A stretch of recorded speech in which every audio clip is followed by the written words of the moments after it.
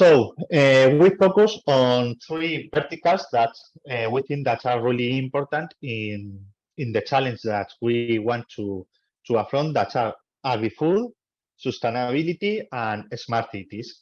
In this talk, I will focus in the part of smart cities because it's the more related with human dynamics and artificial intelligence. Okay, so what is the challenge that we want to affront? At the moment, cities will have to accommodate nearly 5 billion people by 2030. And in this context, the mobility is one of the main reasons of greenhouse gas emissions. So it's one of the problems that we need to deal. And it's really important to manage the city's resource in a more efficiently way in order to guarantee a well-being for the citizens by reducing air and noise pollution. For this, we trust in data, and we think that all these decisions should be made according to the information that data give us. And we collect this data using different solutions that we have in the that Libelium can offer.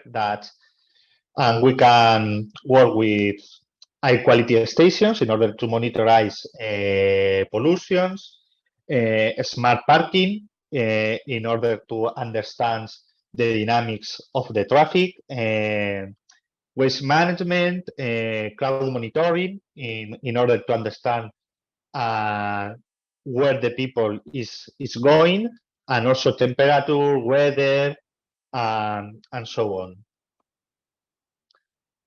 Okay.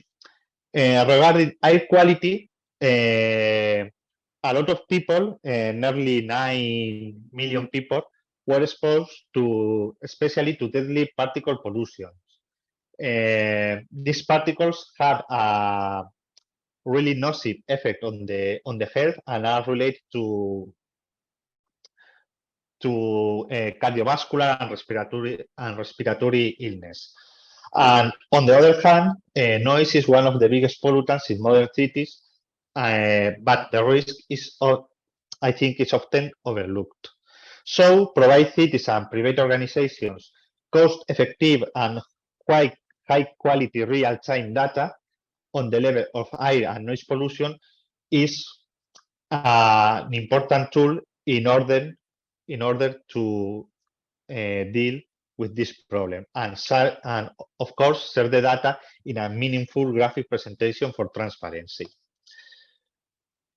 Well, this is some examples about our solutions and about our dashboards, how we can monitorize and visualize the pollutions and the noise. We focus in gases that make up the air quality index, temperature, particle matter, really important for the health, and also noise and crowd monitoring. Our solution is characterized by a really high precision, around the 90%, and we offer a wide range of solutions in the range to intermediate to reference station level. This is our solution for smart parking. We think this is a really important issue because searching for parking creates 50% more or less of the congestion in cities and crowded areas. In some cases, drivers should spend a lot of time searching a parking spot. So the hunt is really high in wasted time, fuel, and emissions. So we need to design a more efficient, consistent, and equal mobility plan. And this is our solutions. And with this, we can provide to the user information about the availability of different parking spots in order that they can manage how to find this, do this in a more sustainability, not spending time, and avoiding congestion and problems of mobility. Our solution has a unique value because our accuracy of detection is so close to the 100%, and is designed to be low power, and our device is certified according to different standards that are available. And also, our device has immunity against the dirt, dust, or enclosures. And also, we can apply this to. This is an example, a practical example, in order to help citizens with disabilities to monitor parking with special parking slots control. Well, this is more or less the architecture of our solutions. And our results as real-time data in general make faster decisions. Disabled drivers are able to quickly locate appropriate parking space. Policy goes directly to the occupied slots, and a smart parking node can effectively be installed and left to work without interference by vandalism. And our system has enabled a more time-effective, financially streamlined parking approach in cities, transforming the way they design the mobility. Another example about crowd monitoring. This is the device that we use to the crowd monitoring. We use an approach based on Wi-Fi connections in order to keep the privacy and do it in a anonymously way. So our proposal is a robust sensing unit installed in a vertical mounting in a significant post or in a place with traffic light.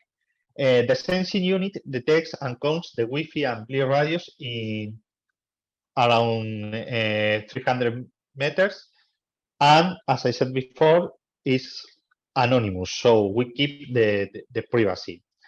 And this is some examples of the dashboards that we have implemented in several cities in order to understand which areas are more crowded, in order to understand dynamics of mobility of the citizens.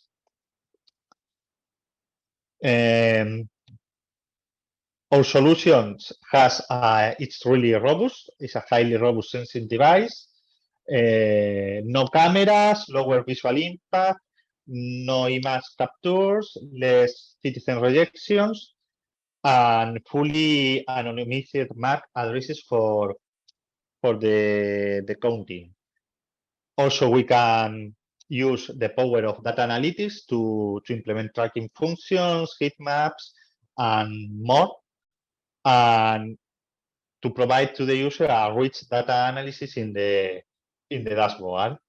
And also, this crowd monitoring can be combined with other solutions, like, for example, air quality, in order to understand more how all these factors interact in the complex ecosystem of a city. And this is the most challenging part, that I think that is the mobility decision making based on data in low emission zones. And here is where artificial intelligence plays and human dynamics plays a key role. In this context, we have a paradox. This is the empty crowd city.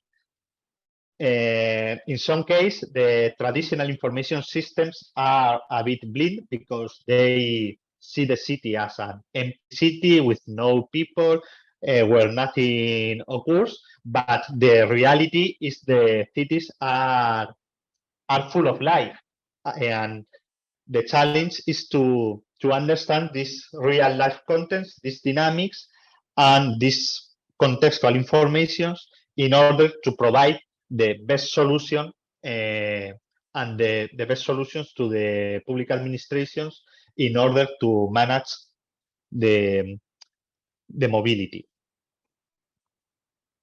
Our objectives are reduce the use of private vehicles, reduce pollutions, promote public transport use, and the creation of models adapted to this use case that will assist urban planners and citizens to make smart decisions.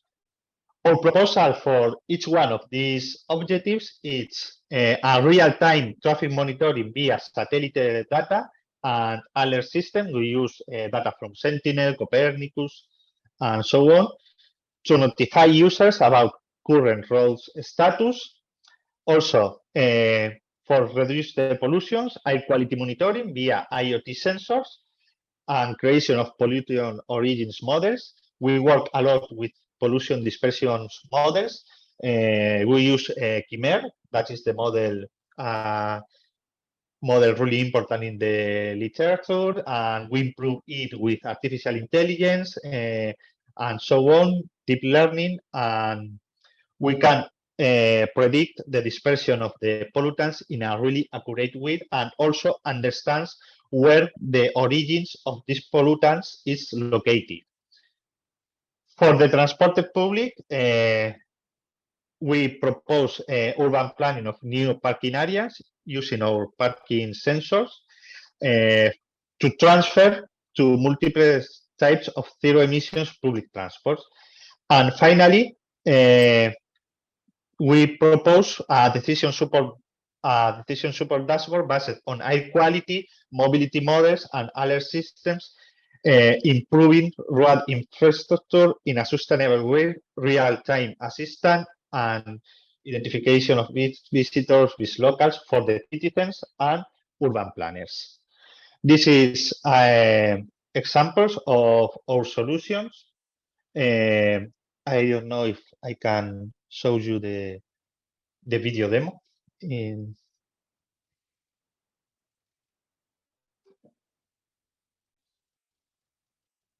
Yeah. Because it's a bit.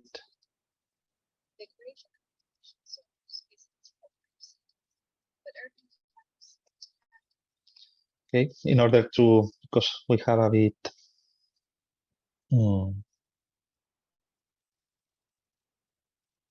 Okay.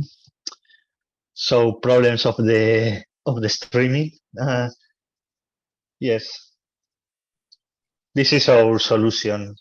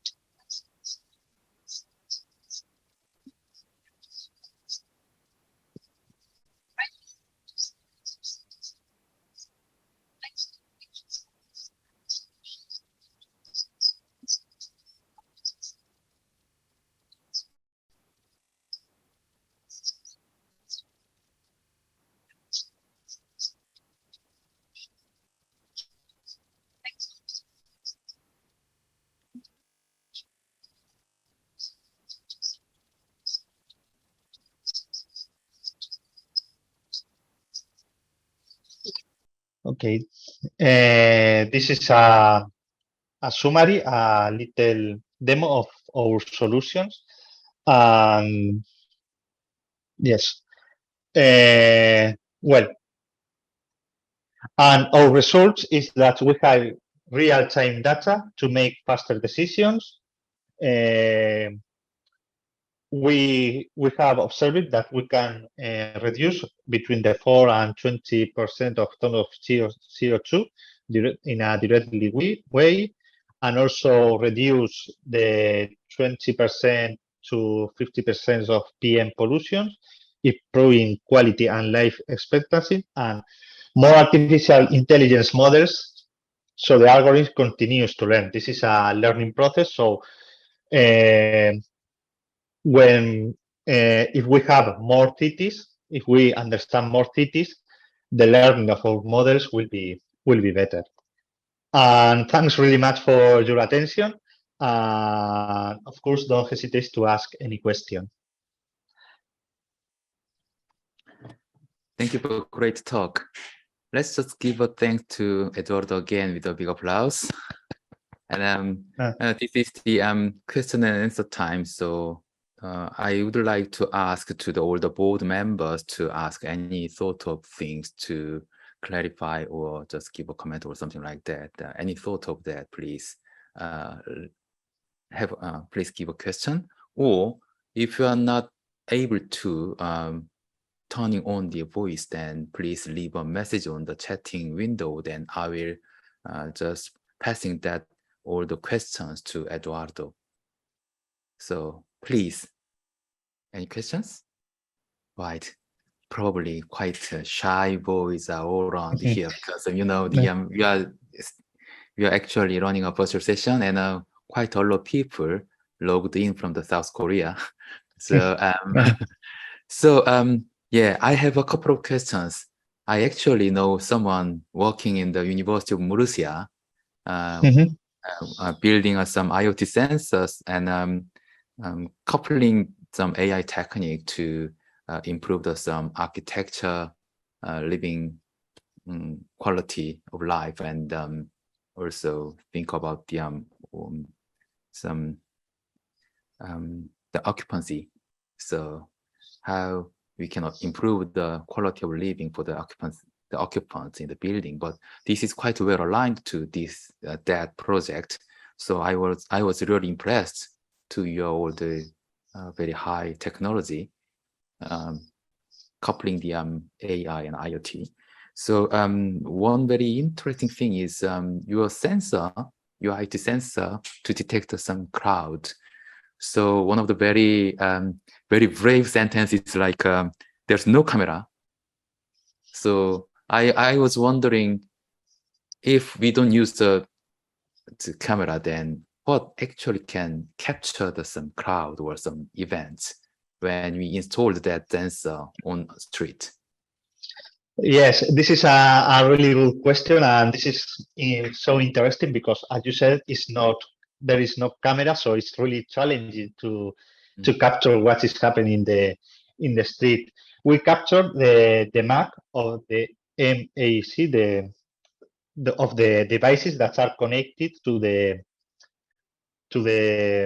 our smart spot, to our solutions, and we have developed some algorithms in order, first of all, to keep the privacy of the code of the Mac, and to understand if the device that is connected is a mobile phone or is for example, a computer or something that in an office, so we can understand, we can difference if this device belongs to a person that is working. We work with the time that the Mac is the number of times that the device is sending a Mac to the smart spot, and also the time spent and so on. And with this, with all this information, we can understand if this Mac belongs to a person that passed, or for example, if a Mac of a computer that is to say an example of a computer that is working all the day in the same place in an office that is close to the point. Right. It's very interesting idea because you actually didn't see all the human beings on the street, but instead your hypothesis is like all the people walking or running on the street, they might have some smart devices which can have some connection capability. So you just check that, so some latencies or some frequencies, Exactly. or some, number of devices, then we can capture some phenomena. There might be some group of people on the street, so we can see that as a crowd. Yes, exactly. This is the point, and I think it's a really innovative and good solutions because we avoid one of the most important problems that we have in cloud monitoring. That is to keep the privacy of the citizens. And I think this is a good way in order that keep the privacy and also people could feel more comfortable. That, for example, because in some case citizens don't like cameras and sometimes that could be a problem for public authorities in order. Well, I'm not sure to install cameras because maybe the citizens don't like it, but with this problem don't exist. Yes, the privacy concern is a very important thing when we installed all the smart devices and IoT some devices on street. So that is a really smart product. So it's a very smart way. I was really impressed. And Thanks. any other questions from the board or any audiences in this virtual session? They probably prefer me to give us some more questions. So, I have one more question. So there are lots of IoT sensors your company proposed, and there are many sensors installed on the street. And you just in real time, you just collected all the data and try to put them all and display all in the dashboard, which could be a potential decision support system when humans just reading that data. So I was wondering if there is there any real recommender system inside the dashboard, or the dashboard is actually just an information window.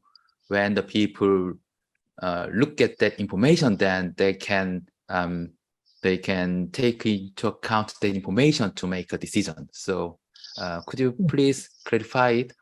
Yes.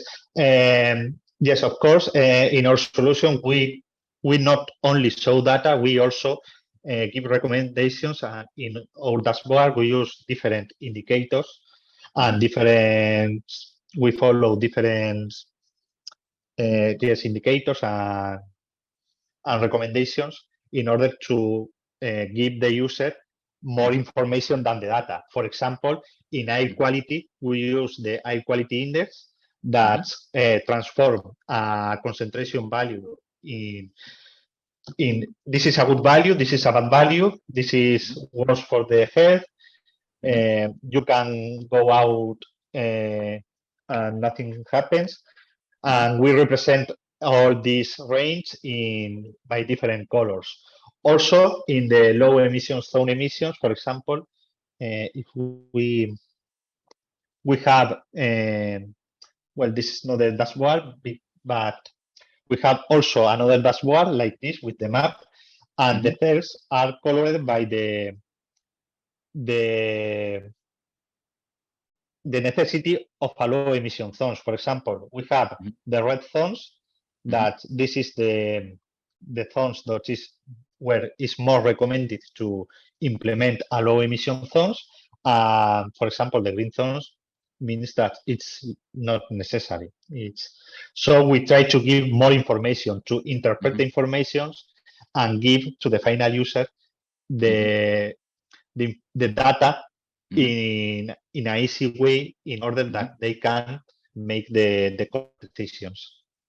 Oh, I see. So there might be some analysis on the real-time data from the IHCI sensors, and that gives us some information to the human users. So human user actually should do the interpretation of this representation of the current situation.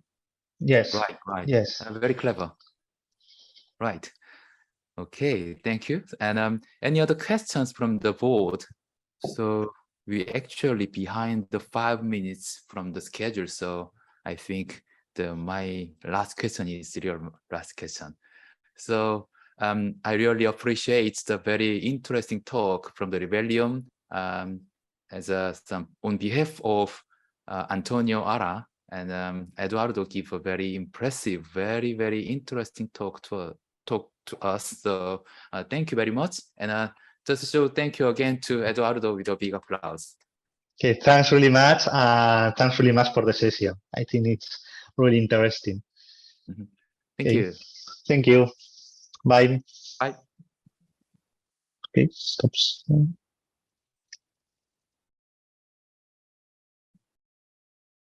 Right.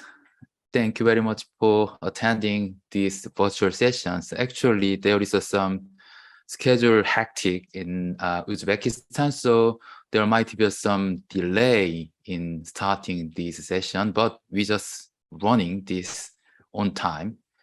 There should be some audience on site, but we'll see. To prevent any schedule just being behind, so I would like to just keep going this session with a very fantastic 6 talks, all from South Korea Sangmyeong University. So the first talk, actually recorded talk, is given by Seung-gun Lee, Seung-min Jung, and Jae-rin Seok and Euchul Lee, Professor Euchul. And the title is Comparison for Polyp Segmentation Models Focusing on Inference Speed. So I will play the recorded video on my machine and try to give without any fault. So we'll see. So number 6254. Oh, thank you. So I'll play. Hello, I'm Seung-min Jung, the presenter of this study. Thank you for presentation at the IHCI conference. Our team would like to present a study on the comparison between polyp segmentation models centered on real-time use. Colorectal cancer is a malignant tumor that appears in the large intestine or rectum. The cause of colorectal cancer can be divided into genetic and environmental factors, and the environmental factors are more dominant than genetic factors. In terms of environmental factors, the relationship between diet and colon cancer is the most studied field. And when the resident care area changes due to immigration, the incidence of colon cancer varies depending on regional characteristics, regardless of genetic difference. In particular, it is known that high calorie intake, animal fat intake, lack of fiber intake, obesity, and the occurrence of colorectal cancer are related. Colorectal cancer is a disease with a high incidence and mortality rate. In 2022, about 150,000 colorectal cancer cases in the United States, the third most diagnosed cancer except for skin cancer. In addition, colorectal cancer is a disease that kills more than 52,000 people a year in 2022, and it also has the third highest mortality rate among cancers. Although these are on the decline, colorectal cancer is still a dangerous disease. There are few symptoms in the early stages of colorectal cancer, and many are found by chance, and in many cases, its symptoms of colorectal cancer appear, cancer has already progressed. On the other hand, if colorectal cancer is found in the early stages, the survival rate is high. And in this case, the rate is about 90% within 5 years. Therefore, early detection of colorectal cancer is more important than anything else. One of the effective ways to do this is colonoscopy. Colonoscopy is an inspection device that inserts an endoscope into the anus to observe the distal parts of the colon and small intestine, and can identify the polyp in a non-invasive manner. Especially along with the advances in computer vision and machine learning technologies, the detection process can be automated and polyps can be found the doctors cannot find. Advances in deep learning have played an important role in segmenting the polyp lesion through colonoscopy. Furthermore, deep learning is a specialized method for capturing compressed patterns of polyps, and recent deep learning models have increased the complexity of their models to detect as many patterns as possible. However, this trend is not free from criticism that these models are hardware dependent and difficult to run in real time. Recognizing this problem, our team conducted study comparing polyp segmentation models with existing models, focusing on models with fast inference speed. The results of this work are twofold. The first is to find the balance between accuracy and inference speed. And the other is to find the right weight model that can compete with existing models through comparisons between experimental and existing deep learning models. The following is the description of the related works of this study. The first topic is segmentation models, which introduces commonly used models in segmentation tasks. On the left is UNet, the free convolution-based model of the end-to-end method proposed for the purpose of segmentation. UNet is a U-shaped model composed of an encoder that reduces the image size and the decoder that increases the image size. UNet has the advantage of using context information well, localizing accurately, and having high speed, but know the optimal depth of a model that fits the data set. It requires cost-refined or inefficient work for ensemble models. On the right is DMNet-VC Plus, a structured model of autonomous convolution and depth-wise separable convolution with encoder and decoder. DMNet-VC Plus performs calculations through the structure of autonomous convolution and exception in the encoder. Autonomous convolution performs computation with an empty space inside the convolution filter, so the amount of computation is the same as that of this existing convolution, but it prevents the reduction of detailed information by increasing the size of the area that can be seen by 1 pixel. In addition, in the case of the exception model, the previous DMLab pooling layer is replaced by a depth-wise separable convolution, which acts as an advantage to greatly reduce the cost of the entire model. Next theme is lightweight deep neural networks. First network is MobileNet-V3, a lightweight model while improving performance compared to the previous MobileNet-V2 model. It is model, a building block with skills and excite added to the existing bottleneck structure, platform awareness and net audit to find an efficient network structure are applied. And the wire that requires a high amount of computation is redesigned. As a result, it has achieved a significant improvement in performance and latency compared to the previous model. Second network is efficient net, which find the optimal combination between the depth, width, and resolution of the model through a study on model scaling and lightens the parameters of the model. In this study, it was confirmed that the increase in accuracy obtained from the increase in depth, width, and resolution of the network rapidly decreased from a certain moment. Based on this, in this paper, we propose the techniques that can optimally balance depth, width, and resolution called compound scaling.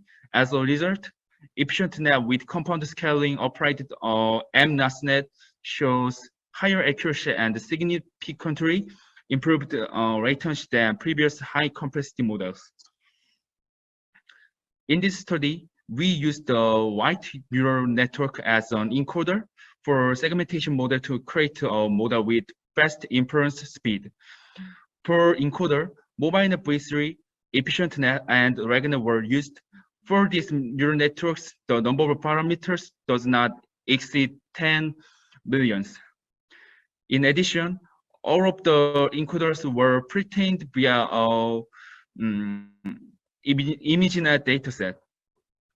To be more specific, in this case of UNet, the picture map of the encoder composed of 5 layers and replaced with the picture map of the pre-training model of the same size.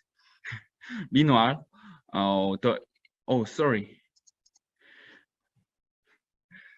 Meanwhile, the encoder of DMLab3 Plus consists of deep convolution neural network and plus autonomous spatial pyramid pooling. In detail, DCNN plays a role of compressing information of input data, and the ASFPP plays a role of extracting picture maps of various resolutions by inputting DCNN result values. The decoder follows the structure of the original model. These models compare WNet and MSRFnet models with high performance in the polyp segmentation tasks. The developed models conducted an inference with the RTS 3060 graphic cards and compared their performance with the accuracy metric of DICE and the inference speed metric of FPS. Experiments show that both the UNet and the DMLab3 Plus models showed a significantly faster speed than comparison models, and that they could compete. Especially the combination of DMLab3 Plus and EfficientNet showed better performance than WNet and more than 7 times faster, resulting in satisfactory results in both accuracy and speed. This study sought to find the sweet spot between the accuracy and speed of the model and create the models that could be utilized in real time. And as a result, we proposed the models that considers both important aspects. Following this study, we plan to continue the study of models that show performance up to the model with SOTA recorded in the polyp segmentation task, while minimizing the loss of speed through the deformation of the proposed model. If you have any questions related to this study, I would appreciate it if you could ask me through the email above. Thank you for listening to this presentation. Thank you very much. Great talk. It deals a very important part of the engineering problem, like how to solve some trade-off between performance and speed, and it gives a very intuitive solution to us. Due to some time limitation, we could not get any questions from the board. But if you have any one of them, please leave a message to the email addresses the presenter gave us. So feel free to get in touch with them. And the next talk, we just move on to the next talk. The title is the masked face recognition model with explainable AI, who will be presented by Hyuna Sung, Seung-Yeon Kim, and Professor Lee. I will just prepare within a minute. One of the concerns is these video clips may have some small sound level. So if you feel it's too small, then please just raise up your volumes of the sound, please. And let's go. Hello, I'm Hyuna Sung, a researcher at Samyang University from Korea. I'll begin a presentation from now on. Recently, due to the COVID-19 pandemic, people tend to wear face masks everywhere. Thus, it has become difficult to recognize people's face with conventional methods. Therefore, a lot of studies were conducted to improve the accuracy of the recognition system, and most of them targeted to enhance dataset. However, due to the nature of the deep learning model, it is not easy to explain the result. In our research, we focus on explaining the model differences through the heat maps. We used improved residual networks for face recognition. IResNet is an improved version of residual networks, as its name implies. Existing ResNet used bottleneck building blocks to control the number of parameters, and computational cost as depths increased.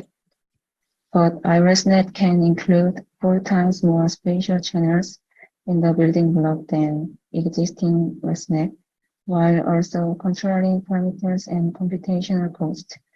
Therefore, we have used the structure for baseline network to train and explain the effectiveness of the masked data. As mentioned earlier, since face recognition is used and studied in various fields, research on loss function as well as deep learning models has been conducted. Angular margin loss is a novel loss function proposed to improve the softness function in facial recognition. The method was proposed in 2018, but it is still a loss function that shows state-of-the-art performance in the field of face recognition. Explainable AI is a field of the study to explain deep learning models. The most famous XAI includes class activation map and gradient weighted CAM. Both of them use TUIT to show which part of the image the convolutional neural network based deep learning model focuses on the most. Our study intends to compare whether various face recognition deep learning models pulled out of COVID-19 pandemic situation are running the difference in data properly by applying XAI. This study was conducted using the Korean face images constructed with the support of the Korea Intelligent Information Society Promotion Agency with the funds of the Ministry of Science and ICT. We cropped the face images with multitask cascaded convolutional networks model and resized it to 112 by 112. Then the data set was duplicated to 2 sets. One is the original and the other is with mask.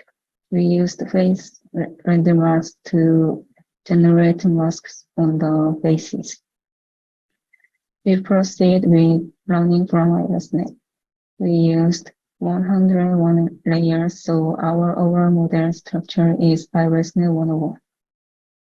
The model trained with unmasked dataset achieved the accuracy of 71.97%, and the other model trained with masked dataset achieved 84.83%, which was 12.86% higher. In order to interpret the decision-making process of the face recognition model, we created a white box object for IResNet 101. Also, to create heat maps that can explain the models, we used excitation, backprop, and pass image in the 3 channels as input data.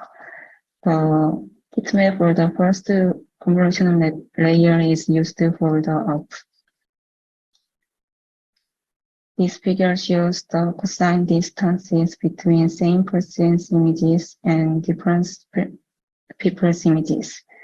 As you can see, model trained with masked data shows a clear difference between two. This figure shows some sample images for each model.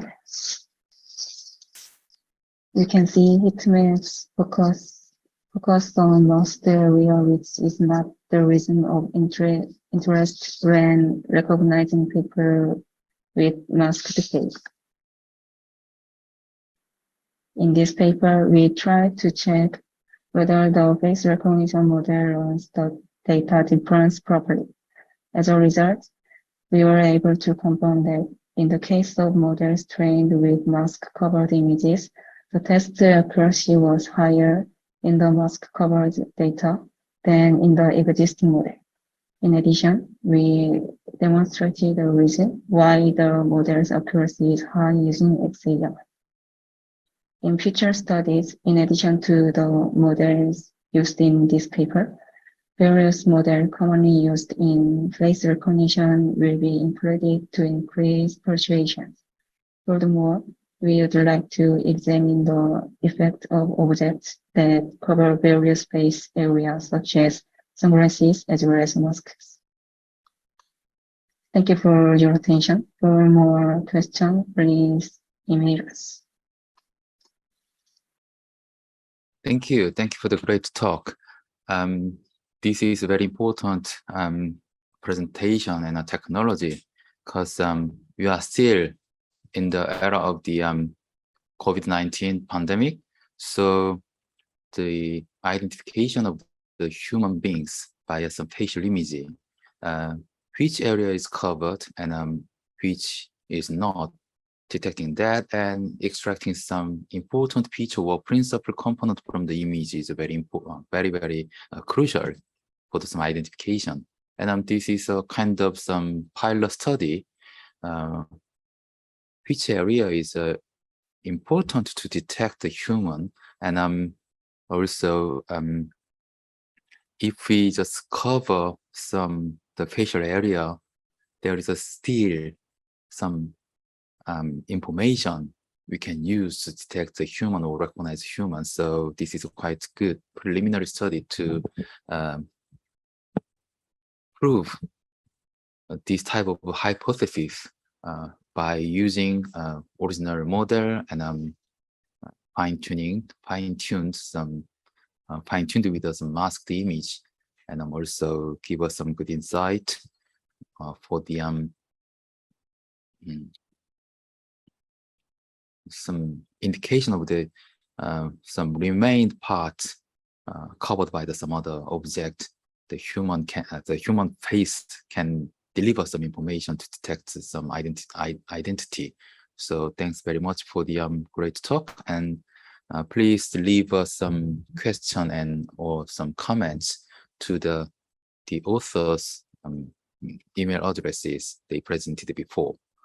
Okay, let's move on the next talk, which will be given by Seung-Yeon Kim, Seung-Gun Lee, Ji-Hang Lee, and Professor Cheol Lee. The title is Improving Gaze Estimation Performance Using Ensemble Loss Function.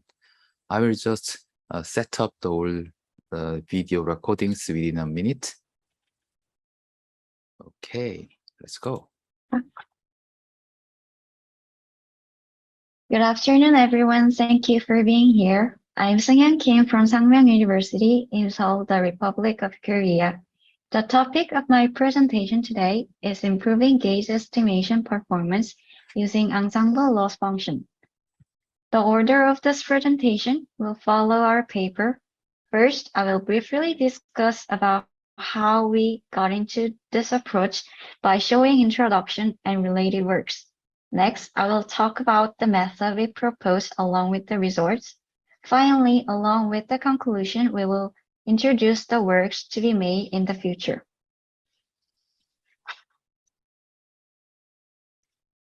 First, appearance-based model research is studied in two ways: predicting the gaze direction in a three-dimensional angle and predicting the XY coordinates in a two-dimensional plane. In the case of a method of predicting XY coordinates in a two-dimensional plane, it can be implemented to various types of devices such as laptops, smartphones, and tablet PCs. Our work has been conducted from a natural user interface perspective, where we can track the user's gaze to predict the X and Y coordinates on a 2D screen and use them as pointers of a mouse or keyboard. Adaptive Feature Fusion Network, AFFnet, is a model which showed the best performance on the problem of predicting X and Y coordinates in the 2D plane. For the input, pictures of the face and both eyes and coordinates values of the face and both eyes were used. The output, a coordinate of X and Y, are driven. We adopted this model as a backbone due to the fact that it shows the highest accuracy in predicting the 2D coordinates of the screen between the appearance-based models, and the input data can be obtained without additional efforts. Next, L2CSNet is the CNN-based model that receives a face as input and predicts the gaze in general situation and predicts the gaze angles of yaw and pitch. It first uses cross-entropy loss, which is used to classify which range by dividing the entire angle into a certain range and mean squared error, MSE, between the angle predicted by the model and the ground truth angle to improve the generalization performance of the model.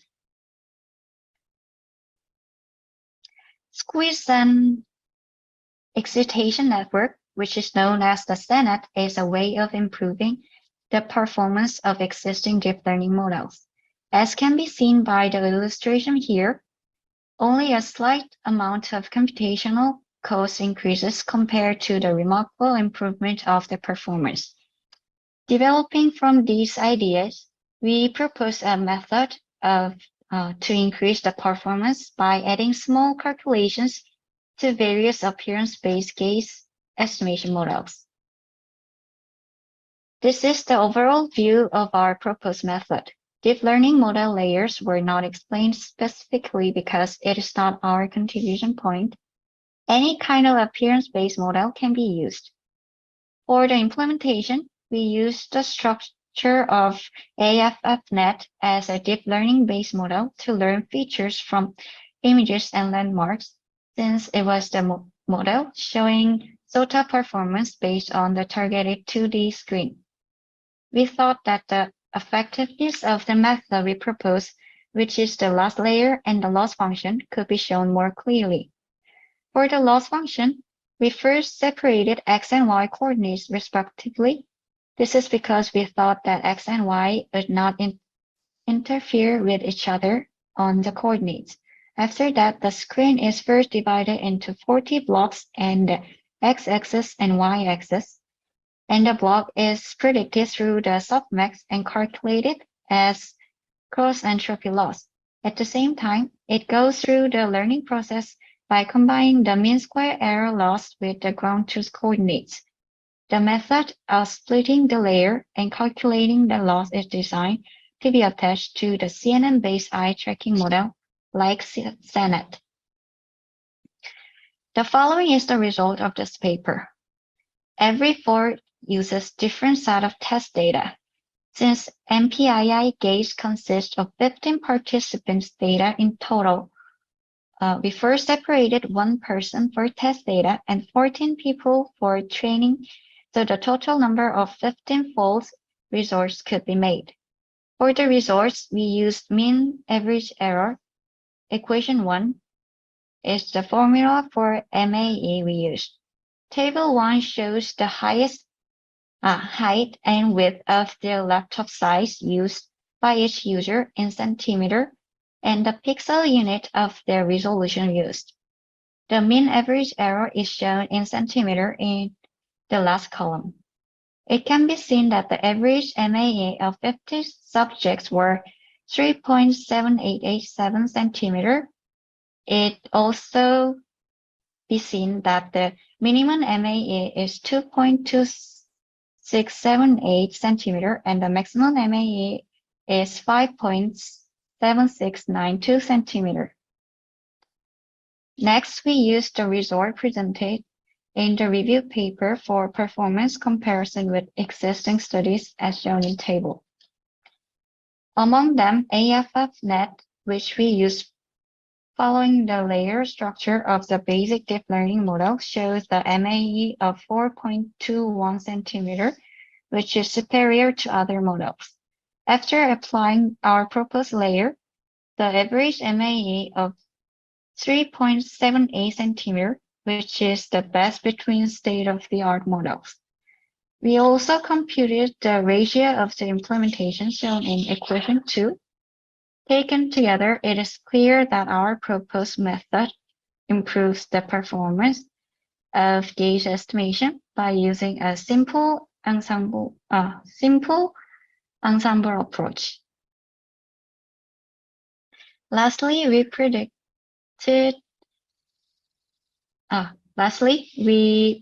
the user's gaze and on the screen through general to specific approach and could perform the performance of SOTA. This method does not make the model heavier and does not require more data, but it does improve performance. Our future work will be held in two ways. One, by applying our proposed layer and loss function to different kinds of appearance-based models. The other, since MPII gauge dataset has gathered with a laptop environment only, we will train and test the model on gaze capture which gathered images under the mobile phone and tablets. Thank you for your attendance. If you have any questions, I'd be pleased to answer them. Please send your questions via the emails on this page. Once again, thank you for your attendance.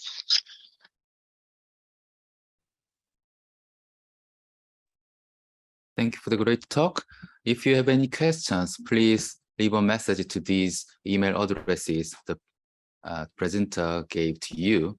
And I'm just holding the screen to give a little more time to see these email addresses now. Okay. Thank you for coming this session. All the people, were you enjoying your lunch? We actually started about an hour ago this session because the invited speaker already came in this virtual session, and he wanted to give a talk at that time. So we just started this session at the scheduled time, and we now ran 3 talks already scheduled in a program. So just before we saw improving gauge estimation performance using ensemble loss function, which is really interesting approach. When we improve the performance of the deep learning, especially for the regression model, we normally change the architecture of the deep learning, or we have to give more data to improve the performance. But instead of that, the previous approach gave a very simple ensemble loss using using just a loss function with the error or cross entropy, and then just combination of those two, the loss called the ensemble loss, improve the about 10 or more % compared to some state of the art. So I'm quite excited to see the future work, what actually happened at the next step. So thank you for the very insightful talk. And we will moving on the next talk will be given by Chaewon Lee, Seung-Yeon Kim, and Professor Cheol Lee. The title is A Converting Model of 3D Gaze Direction to 2D Gaze Position. I will just right now set up the this video within a second.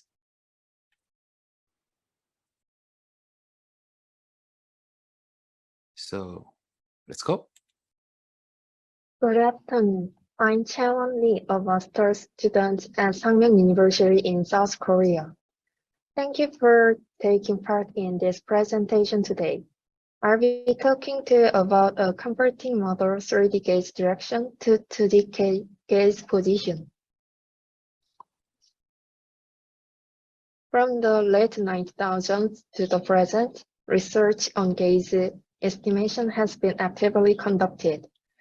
With the development of technology, more sophisticated gaze estimation is implemented through 3D coordinates, unlike the past where only the 2D coordinates system was used.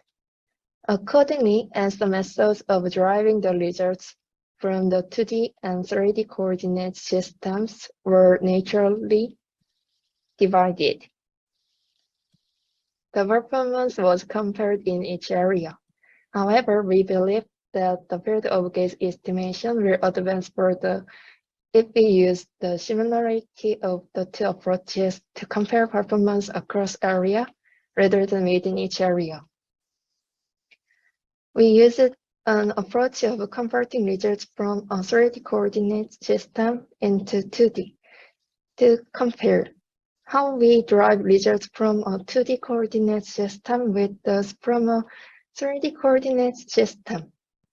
That is because there is a lot of information required to convert from 2D to 3D, but when switching from 3D to 2D, the information is already obtained, so it is relatively simple. In the past, to change yaw and pitch to 2D coordinates, the formula method required a lot of information. Therefore, the conversion could not be done without the necessary information.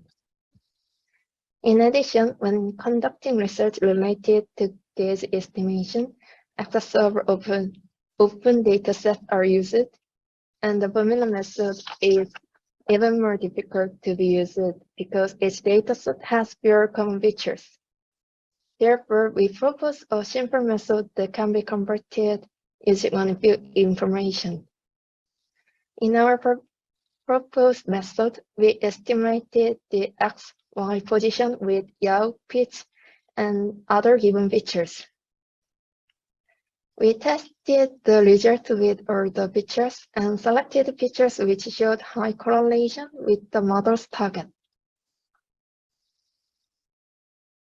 The result of 2D coordinate system is the XY position on the screen. The result of the 3D coordinate system is yaw and pitch. Pitch is rotation about the x-axis, and yaw is rotation about the z-axis. The MPII phase gaze dataset is used for implementation of the proposed method. The reason for using the MPII phase gaze is that the dataset in which both 2D and 3D output values can be used. MPII phase gaze is consisted of 213,659 pictures collected from 15 participants. The data collection is conducted using a laptop application, so the volunteers look at a designated point and take photos of themselves. Therefore, the user's pictures, target coordinates, and various parameters are collected. We use the 3D gaze coordinates that can infer the user's distance and the angle from the camera in addition to the corresponding information to infer the X and Y coordinate values through yaw and pitch from the corresponding dataset.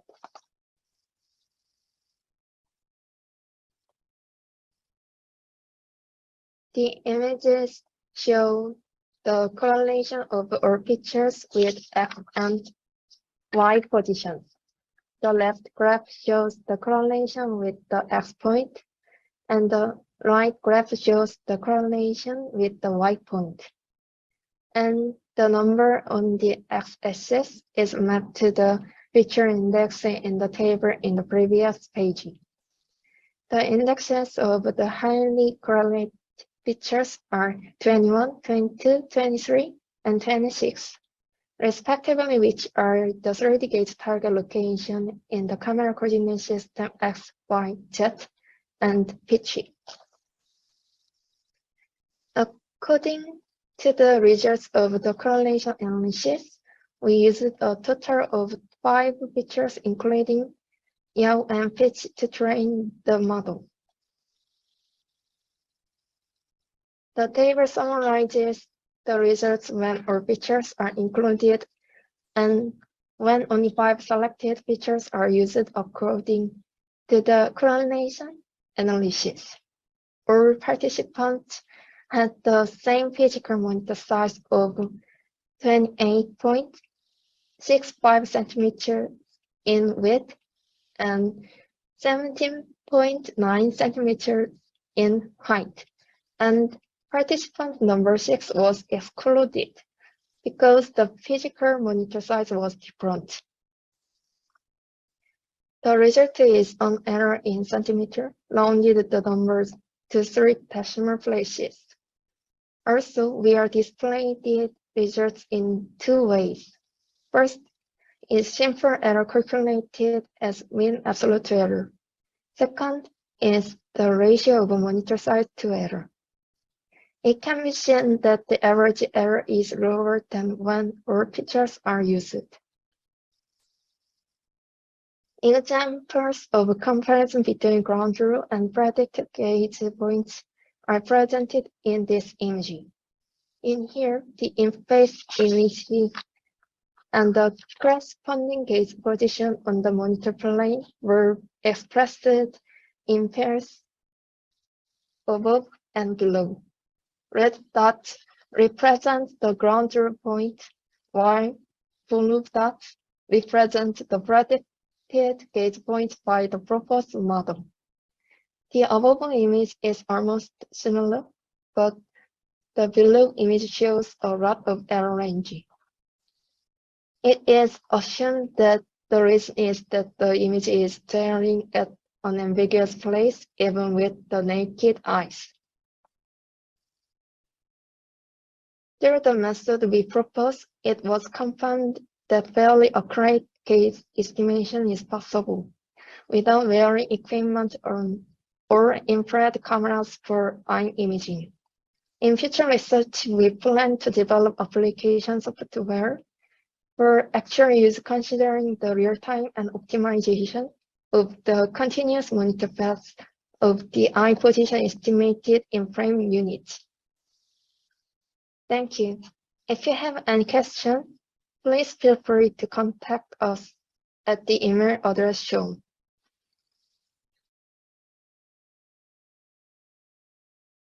A great talk. I just posted a video to share these presenters, the author's email address for a while. So if you have any questions, then just write down these emails and leave a message for the research progress in the future.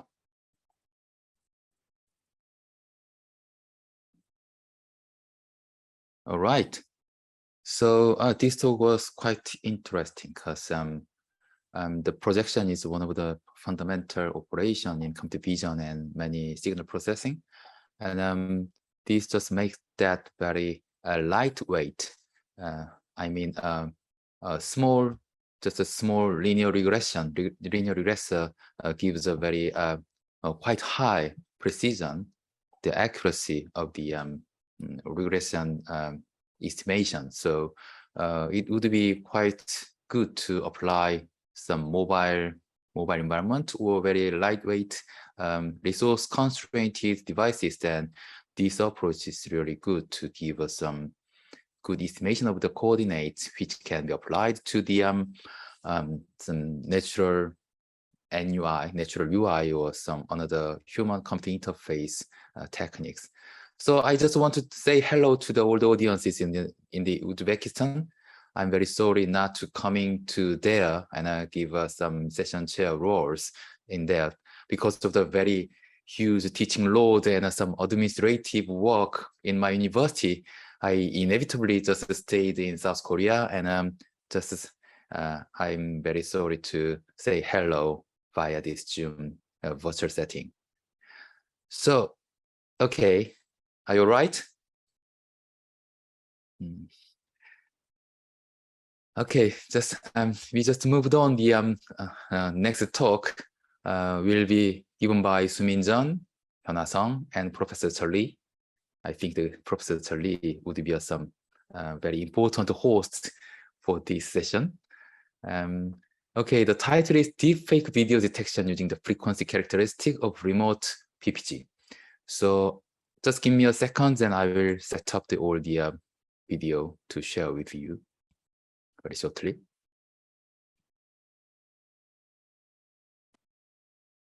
Okay, go ahead. Let's go.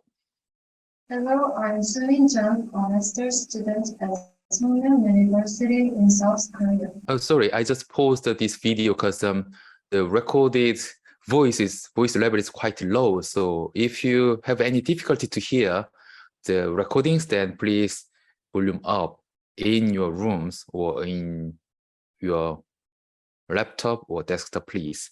I can try to maximize the volume level on my machine, but this is actually maximum level. So please volume up and please listen to this talk. Thank you. The paper to be presented is Deepfake Video Detection Using the Frequency Characteristic of Remote Photo Processing Grinding. Presentations will be made in the following order. This photo is a representative example of the use of deepfake technology, and there was a time when a fake news video in which former US President Obama criticized President Trump has a lot of attention. Also, in March of this year, during the Russia-Ukraine war, a fake video of Ukrainian President Volodymyr Zelensky's declaration of surrender to Russia was circulated on YouTube and Facebook. As such, concerns are growing as deepfakes are used in digital crimes, and in particular, the faces of famous politicians or celebrities can be synthesized to make it appear as if they did or did not actually say something. The problem is that it's almost impossible to tell the authenticity of these deepfake videos. Deepfake is a compound word of deep learning and fake, and refers to image synthesis technology based on artificial intelligence. The Software Policy Research Institute suggested that deepfake technology should prevent abuse through technical and institutional responses, as there is a risk that deepfake technology may cause national and social costs beyond simple personal human rights violations. To prevent the damage of these crimes, research has been conducted to detect deepfakes. In Gera's research, a temporal aware system that automatically detects deepfake videos was proposed. They showed that this system can accurately predict whether a video has been manipulated with 2 seconds of video using a simple convolutional LSTM structure. And Hernandez's research proposed deepfake strategies to detect deepfakes by considering heart rate related information using RPPG. Experiments also showed that the current deepfake technology doesn't pay attention to heart rate or blood-related physiological information. However, techniques using these deep learning models cannot explain why this video was tampered with. The method we propose can explain the difference between the real video and the defect modulated video by using the frequency characteristics of the RPPG signals. PPG is a simple optical technique to detect changes in blood volume in the microvascular layer of tissue. Recently, our PPG method that detects our PPG signals using a camera without a sensor has been developed. This method has a great advantage of being a non-contact method, so research on estimating biosignals such as heart rate and oxygen saturation is in progress and is being applied in various fields. In this paper, we propose a method for detecting defect video based on the concept of RPPG. The data used in the experiment were 50 original full HD videos of 90 seconds or longer obtained from the subject, 50 full HD modulated videos of 15 seconds or longer generated by learning these original videos with face swapping them. The following flow chart is the overall process of our proposed method. First, the input data uses a 20-second long video, probes the face and neck, which are regions of interest, and converts the extracted color information into a IHCI color model that distinguishes brightness values and color information. Then the algorithm to extract the RPPG signal is applied, and the extracted RPPG signal is frequency analyzed to extract the feature vector. Then we calculate the L2 norm between the 80-dimensional features to determine the real video and defect modulated video. We use a total of 100 videos, including 50 full HD real videos with a length of 20 seconds and 50 deepfake videos using face swapping them. We compared RPPG signals in the face and neck regions of interest. The neck region was detected directly by mouse click events, and the face region was detected using the face detector of the OpenCV Deep DNA model. The reason for using the face part and the neck part is because we thought that the RPPG signal of the neck and the face would become captured differently in the case of a video using a deepfake. Convert the RGB color space to YCBCR color space to select only the skin area from the detected area. Then RPPG is extracted using the chrominance method, which is strong against the movement of the subject. Since the extracted signal still contains noise components, detrending is applied to normalize it to further improve the signal quality, and Butterworth's bandpass filtering is applied to remove components not related to cardiac activity. For frequency analysis, frequencies from 0 to 4 Hz was analyzed at intervals of 0.05 Hz, and the power spectrum of its frequency domain was extracted as a feature vector. Using 80 extracted feature vectors, the L2 norm between features is calculated to determine the real video and the defect modulated video. Finally, the experimental results. The graph shows the L2 norm distribution of real and fake videos obtained by applying the proposed method. The blue distribution is the L2 norm between the two feature vectors extracted from the face and neck parts of the real video. The orange distribution is the L2 norm between the two feature vectors extracted from the face and neck parts of the defect video. As a result, it was confirmed that the two distributions were clearly separated. As a result of calculating the different value to quantitatively express the degree of separation 2.32 was derived.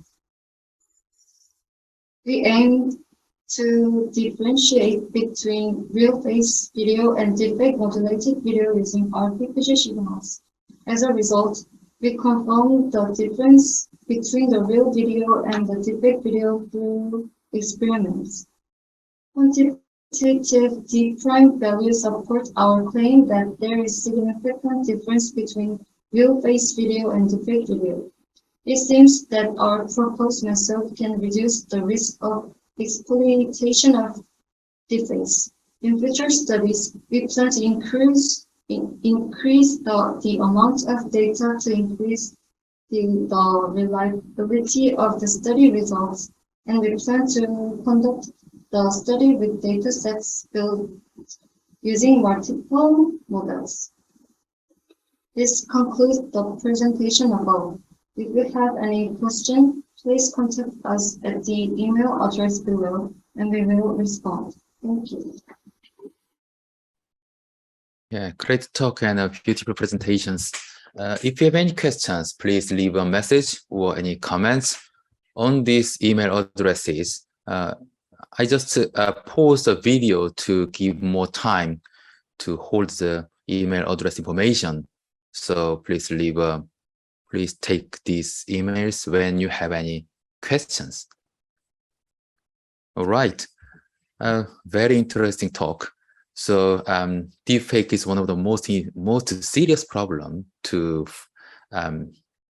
build a not ethical artificial intelligence, which can be a potential crime to the public.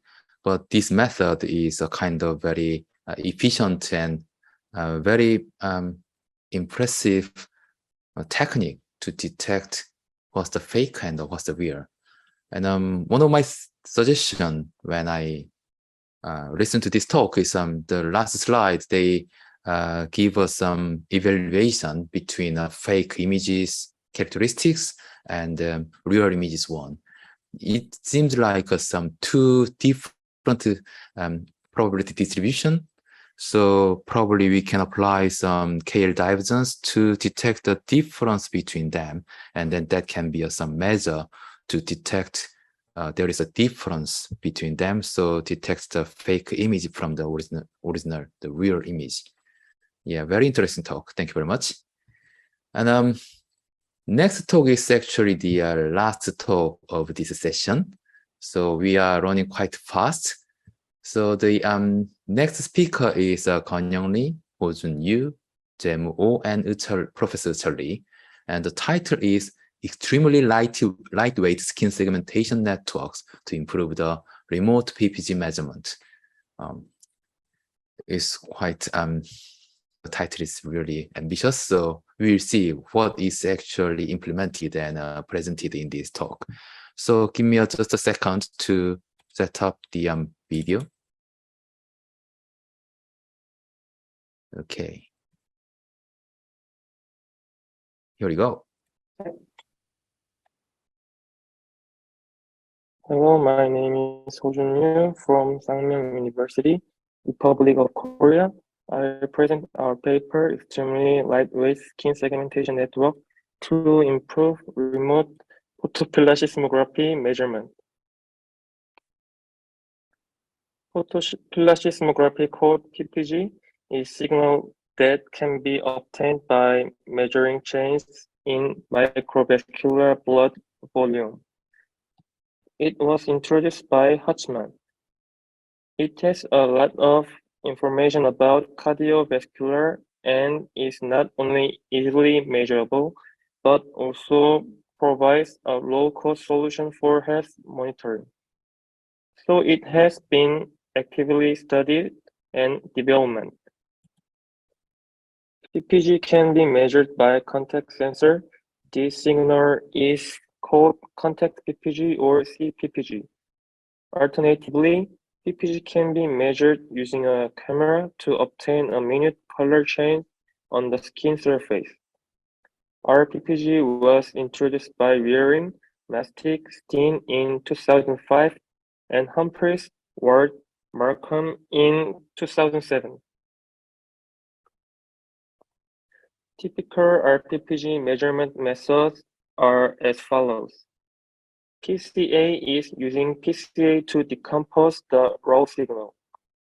It is almost the same as the independent component analysis. Chrome linearly combines color difference signals, assuming standardized skin color. POS is based on Chrome that project a pulse signals into orthogonal space to the skin color.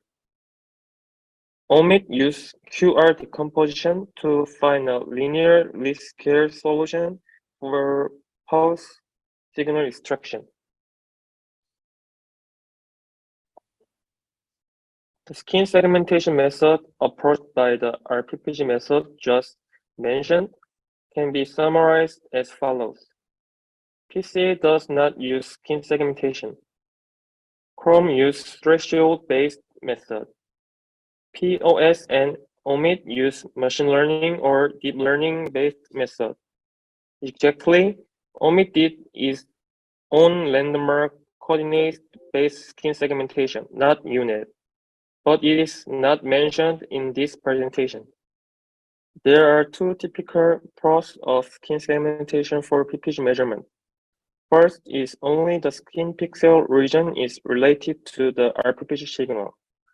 Therefore, it is not possible to extract reliable PPG signals without skin segmentation like PCA. Second is it can remove elements that can contaminate the RPPG signal, such as glasses, facial hair, and moving elements, like eyes or lips. These points are mentioned in several RPPG-related papers.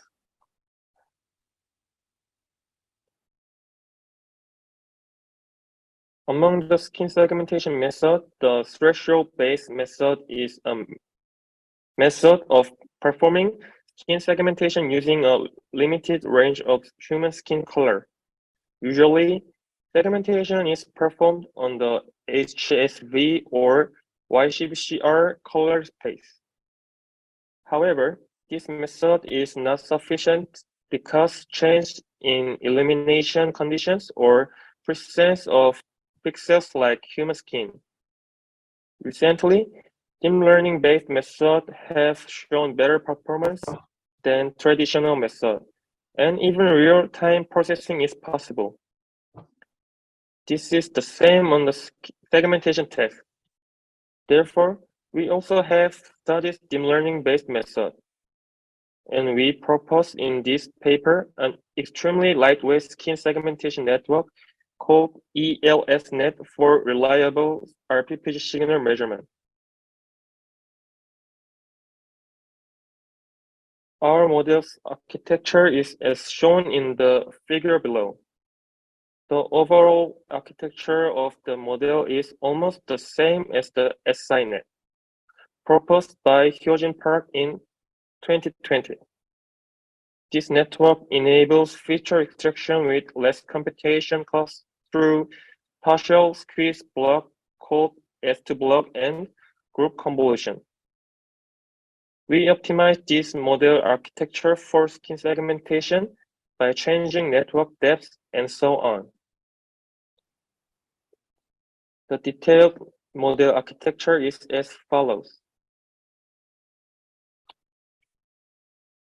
We train ELSNet with the CellLab A-mask HQ dataset and test with pure dataset. As shown in the table, performance improvement was confirmed in all 4 RPPG methods only by applying skin segmentation using ELSNet. When the talking situation, the performance improvement was especially evident, and it was confirmed that the performance improved in all RPPG methods by an average of 9.5% based on the 5 BPM coverage. Finally, our conclusion is as follows. First, we are confirmed through experiment that RPPG performance can be improved through skin segmentation. Second, Our model improved the measurement performance of the 4-RPPG method by selecting only skin pixels with pulse signals fast and accurately. And last, based on MAPE, the average performance improved by about 20% compared to the existing method. These results show that skin segmentation is an essential component for the widely used of RPPG applications such as telemedicine and driver monitoring. Thank you for listening. If you have any question, please contact the email address below.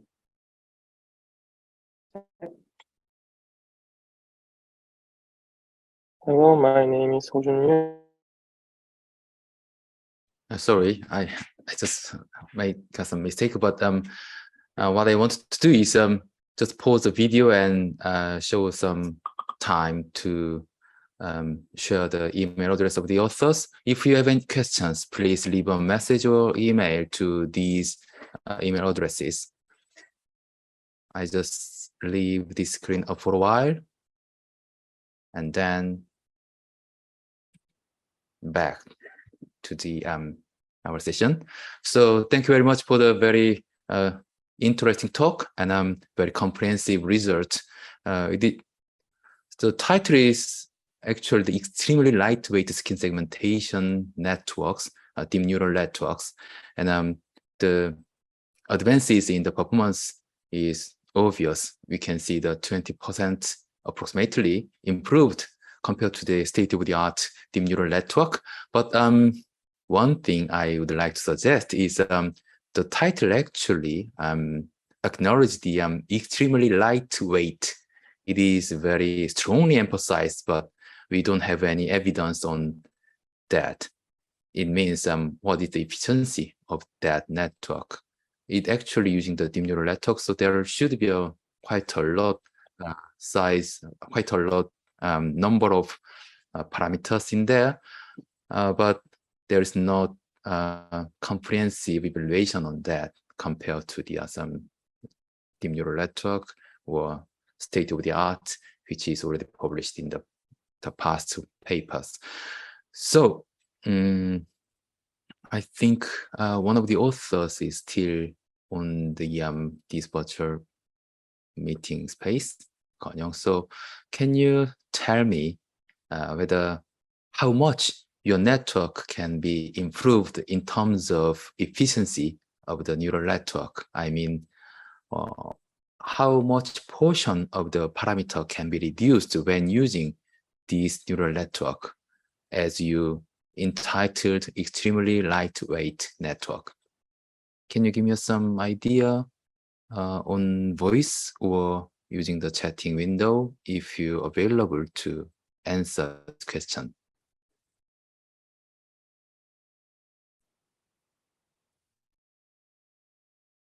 Probably not, because my question is actually not prepared for this session because all the authors presented using the these recordings is not obliged to attend this session to have a question and answer, but I just instantly just asked that, but probably the authors not available to have an answer.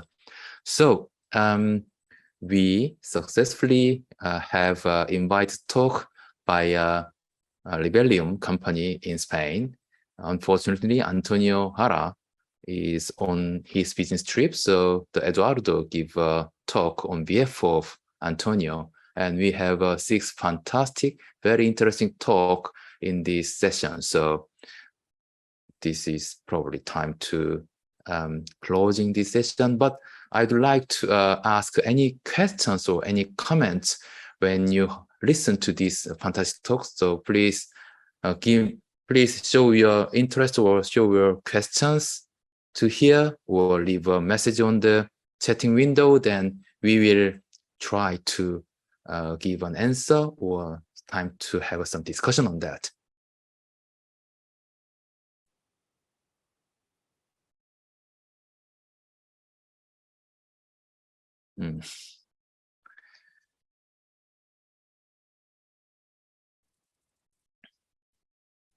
Okay, it seems better to close this session on this occasion. So thank you very much for attending this principles and practice of the human-centered artificial intelligence. And we are really excited to give these fantastic 7 talks in front of you. And we are really appreciate to attend this session from Uzbekistan, South Korea, Spain, and US. So this is end of this session. So thank you again for attending, and bye for now. Bye.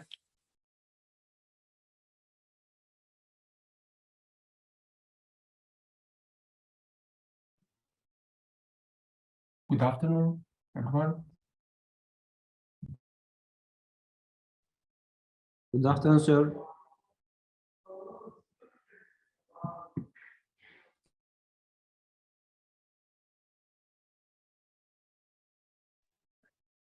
Excuse me. Hi, here is Professor Higi from Brazil, and I think that I have a time for a keynote in 2 minutes, right? Is this room correct or not? This is session 8, if I'm not mistaken. Yes. Perfect. That's it. And so this room is the number 201, right? Yeah, 201. Yeah. Perfect. So that's my room. Yeah, it's That's your nice. room. Yeah, yeah, it's your room. I am Professor Rodrigo Higi, and I am ready here to present my talk. Yeah, you will present or you will have video. Dr. Dhande asked me to ask you just. Yeah. So you can present. You can start session now. We are on time now. Yeah. Can I share my presentation? Yeah, sure. Yeah, please.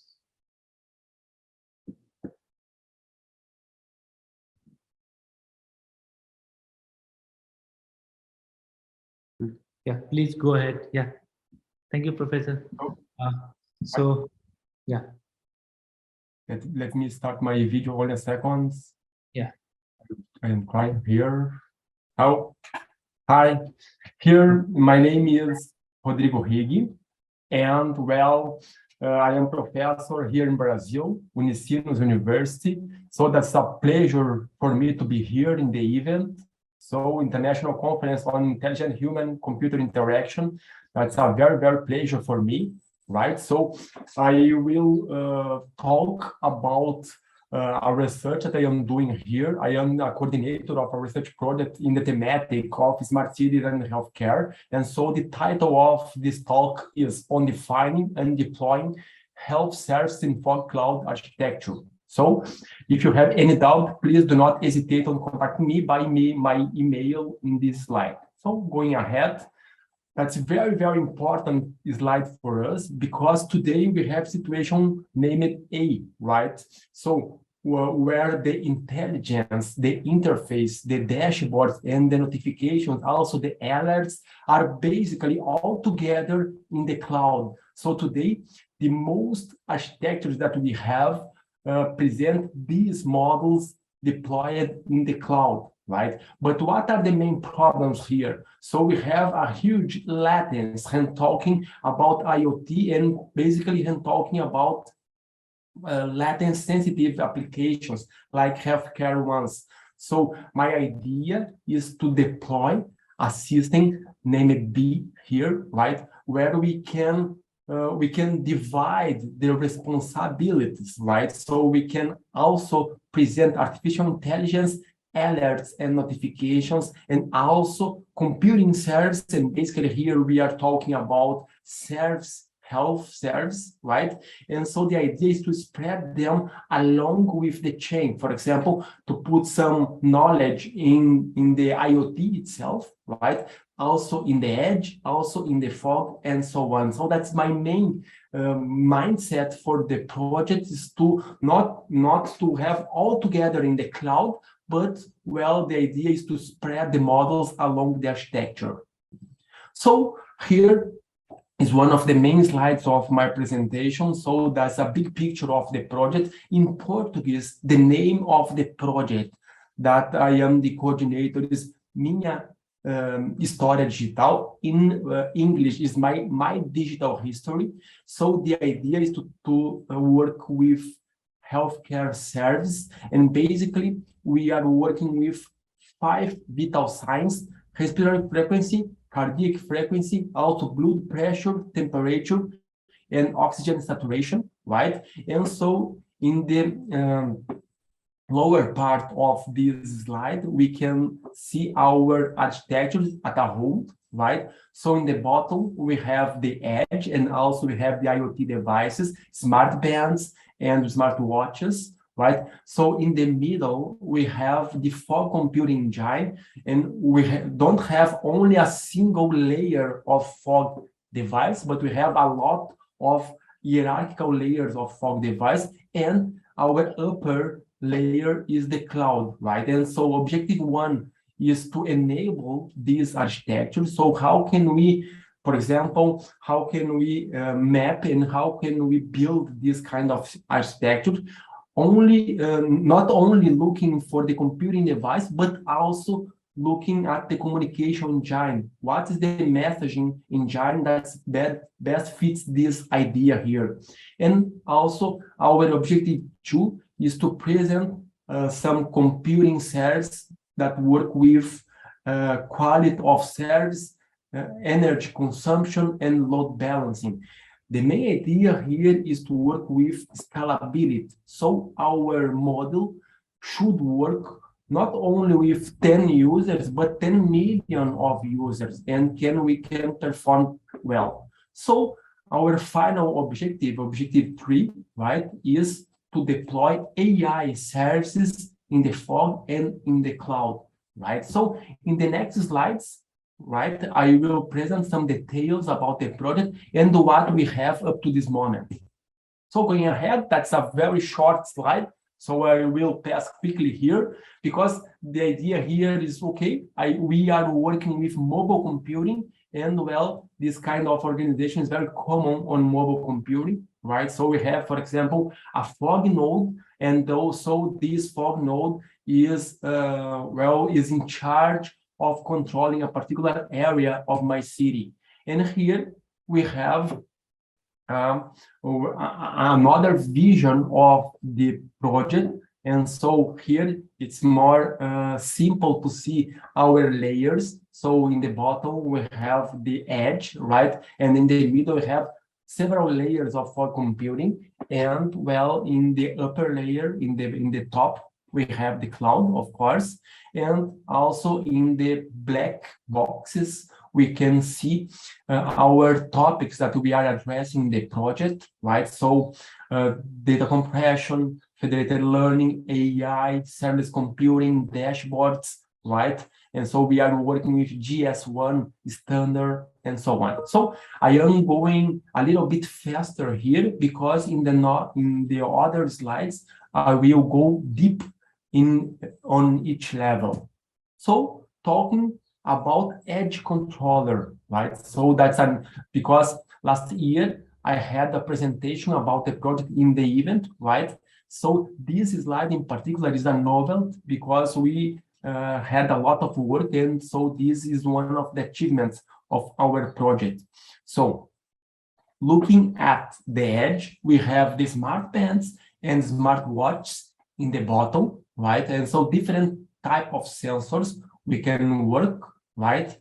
And in the edge controller, we have also a prioritization and compression engine. So for example, if I have the same data a lot of time, or we understand that we can employ some compression engines in order to transmit, to send to fog nodes shorter data, right? That's the main idea. So also we have buffering, so we can, where is the edge controller? So the edge is in the home of a user, or is in a company, for example, right? So we can gather, we can buffer data about a family in the buffering model here. And so also here, two other topics that I would like to say is we have encryption and compression again, right? And we have a notification gateway because, okay, I will speak in the other slides that I have a notification engine in the fog and in the cloud, right? But, well, all kind of notification will come to the user. And so here, the notification is coming to the user, and, well, I must see and I must arrange the best way to show this notification to the user. So here you can see in the slide different manners of well, putting in the display this kind of output, this kind of notification. Not only in the display, but we can, well, we can use tactile device, or also we can use some sound, for example, and so on. Right? So that's here the edge, right? And looking ahead. So also looking at the edge, we have a publication in, well, the coverage of COVID-19, right? Also vital signs and smart sensors. And, well, we have collected more than 100 devices, right? And so we have analyzed them. And here we have a graph, for example. So we have a lot of data organized by manufacturer, right? So we can see, for example, very very known manufacturer like Asus, like Fitbit, like Huawei, Garmin, Samsung, well, Xiaomi, and so on, right? And so I have organized here what kind of sensors, what kind of vital signs they are monitoring, right? So in the project, we have selected 5 vital signs because here in the project, we have a computing scientist, but also we have some students from medicine, right? So that's very important to have a multidisciplinary team, right? So as I said, we have engineering, we have computing scientists, and also we have healthcare professionals. And so here we have analyzed some features like cryptography, digital signature, and the support of API. So that's a very nice because we can select what are the most suitable device for our project. And so at this moment, the most suitable device for our project basically, well, they come from Fitbit, right? And also they come from Xiaomi. So Xiaomi is cheaper, of course, right? But they work nice. And, well, we have a more expensive ones from Fitbit, but they also work very, very nice. The literature are using them. So going ahead, we have a fog node. And so here I would like to, well, to emphasize 2 great topics on deploying the fog node. First, here we have a serverless computing engine. So we have selected this kind of computing engine because, well, this is a great trend for today, right? And so we have this this serverless computing engine here, right? Also, it's very important to understand here that we are working with prioritization because you have a lot of well, fog nodes organized in a hierarchical model. So I am healthy, right? And I am nice and I am healthy with a good health. No problem with me.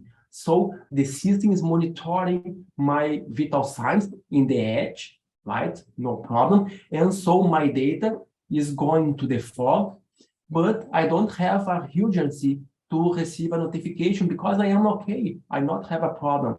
So I can postpone the computing of my vital signs, and I can, well, I can offload the computing of vital signs, health services to other fog nodes more close to the cloud. So, well, otherwise, right, if I am not okay, well, I must compute my vital signs in the fog node that are very, very close to the edge computing, right? So that's the main idea here. Basically, we are working with two keywords, serverless and prioritization.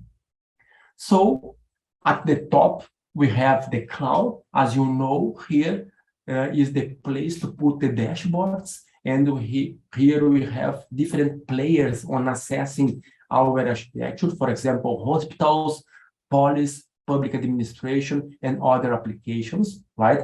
And we have modeled two kinds of dashboards. So first we have health or healthcare dashboards. So we can analyze vital signs monitoring of all the population, for example. And the other kind of dashboard is infrastructure. So what is the status of the containers? How about the network? How about the bandwidth or the latency consumption and so on? So the status of each fog node, right? And also we can analyze memory, or also we can analyze disk, right? So we have all of them in the infrastructure dashboard. And here in the cloud, we have some services for data traceability and data tracking, right? That's the main idea here. And connecting all the layers from the edge, passing through the fog, going up to the cloud, we have a MQTT messaging engine. So in the remaining slides, I will present you some achievements of our project. So we are deploying our project here in São Leopoldo. So I am Brazilian and I live in the south of Brazil, right? In a city named São Leopoldo that's very, very close to Porto Alegre. Porto Alegre is the capital of our state, right? So in the south of Brazil. And here I can show you some displays, some screens regarding our deployment. So in the left, we can see, for example, in the bottom, a home, right? So we have some fog nodes spread in the city. And also we have the cloud in the top. And considering that we have all vital signs and also we have geolocation data regarding the population, we can assemble a lot of graphs, right? So in the top here, we have an exposure control graph, right? So we can analyze the head, the head area. So it's not nice to go there, right? So it's not recommendable, right, to go there because, for example, we have a lot of COVID people there, right? For example, I don't know, right? So that's a possibility. And in the bottom, we have a graph talking an example of our project where I can call the ambulance automatically. Not I am calling the ambulance, but the system as a whole call the ambulance for me. So I am working at my office, I am working at my home or at my office, otherwise, no problem, right? And so the ambulance comes to me, right? Because the system detected a huge problem in my health, right? So that's the main idea. And so I must go with the ambulance to a hospital in order to check my health. That's the main idea. So with the project, that's not me to call the ambulance 911, for example, but the system as a whole, the system engine is calling the ambulance for me proactively. That's the main idea. So other graphs of the project, vital sign monitoring, right? So here are some examples of the Porto Alegre map, right? And we have examples of graphs that we can build with the project. So these kind of graphs are analyzed in the cloud, as I said, right? Because in the cloud we have the dashboards.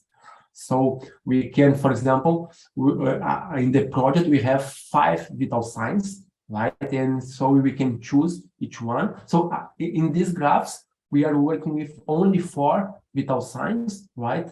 Because we have reduced our scope, but the main model has 5 vital signs. and well, we can choose a particular one and we can analyze the situation in the graph. And so we can work with thresholds, so lower thresholds and upper thresholds, and we can monitor the situation of the whole population very quickly. So here is one of our last slides. And well, here we have, that's only example, right? That's not deployed well itself, right? But that's only an example that we can do. And we have a US map, and we have a lot of function distribution graphs right in the bottom. And also we have exposure graphs and so on. That's the main idea. And well, our final slide talking about expected results. So our project has started basically, well, let me check, 1.5 years ago, right? So in the beginning of, well, 2021, right? So that's the idea. And well, we are working in the project up to the end of the next year. So we have time, and at this moment, we are putting our efforts on the implementation. So we have the edge computing, and also in the fog, we have a prioritization engine. Also, we have a serverless computing engine working nice, right? And at this moment, we are working in the cloud with infrastructure dashboards and also healthcare dashboards, as you saw. So talking about expected results at the end of the project, so we have, well, a lot of well, outcomes here, right? I will not read one by one, but here I'd like to emphasize, for example, data correlation. So I have a lot of data from my population, so I can analyze, for example, which type of disease occurs more in a given scenario, for example. So that's very, I can also see some trends, for example. And well, I can work towards lockdown policies. So I understand that at this moment, we are not living anymore, thanks God, right, in the COVID-19 period, but we have a long COVID-19 period. And so also this project is very profitable, not only to a pandemic situation, not only for the COVID-19, right? But well, our project is profitable for monitoring the healthcare of our whole population, right? So we have started our project, so looking at COVID-19 scenario. So, but today the project has a larger scope, so it's very interesting to use the project in order to monitor the healthcare of a whole population. So that's it for my talk. As I said, I am very, very happy to be here, right? That's a pleasure to me. So I have a very good friends in the event, Professor Dhananjay, Professor Madhusudan, that are my friends here. I have a long collaboration with them, right? And if you have any doubt, well, do not hesitate on contacting me. Here we can see my email, rrrihci@unicinos.br, right? That's my email. And well, at this moment, I am open for questions. And again, thank you. Thank you very much, Professor Rodrigo. Are there any questions? I have some questions, Dr. Rihi.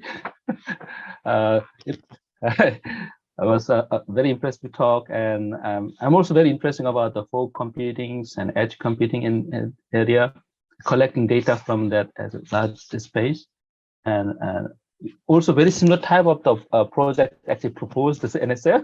It's waiting for the queue. One of that collecting data from the large and just and the citizens is really beneficial for not only that as just the target, the family, maybe also have a community who maybe know about they can help directly. But we was that wondering that if we providing as some platform to give them as access to the real data, maybe accumulate long-term data for both that as community and same time as researchers who may be long-term research. But was a little, our team was a little concerned about that data sharing, especially for the private issue, because individual people maybe have a privacy issue for that. Do you have any kind of that concern or some solution for sharing this data to real time or long-term for researcher and community? So that's a very nice question. Thank you, researcher Jong Hoon Kim. Right, that's that's nice to know you here. So at this moment we are working on that. So working with sharing data at real time. So basically we have applications in the cloud, right? So but we have a time to transport the data from the edge to the cloud, right? So we don't have real-time sharing data at this moment, but it's very important not to plug our applications directly in the cloud, but we can plug our applications directly in the fog nodes. So I can receive data from a community, because what is a fog node itself? Fog node is in charge of controlling a particular district, a particular community, right? So I can plug my applications, not in the cloud, but I can plug my applications in order to receive data in the fog, right? And so I have more soft real-time data receiving at this moment, because I am not collecting the cloud, but I'm collecting data from my community in the fog. So that's a very nice idea, and we have this in mind, right? But we don't have this implemented at this moment, right?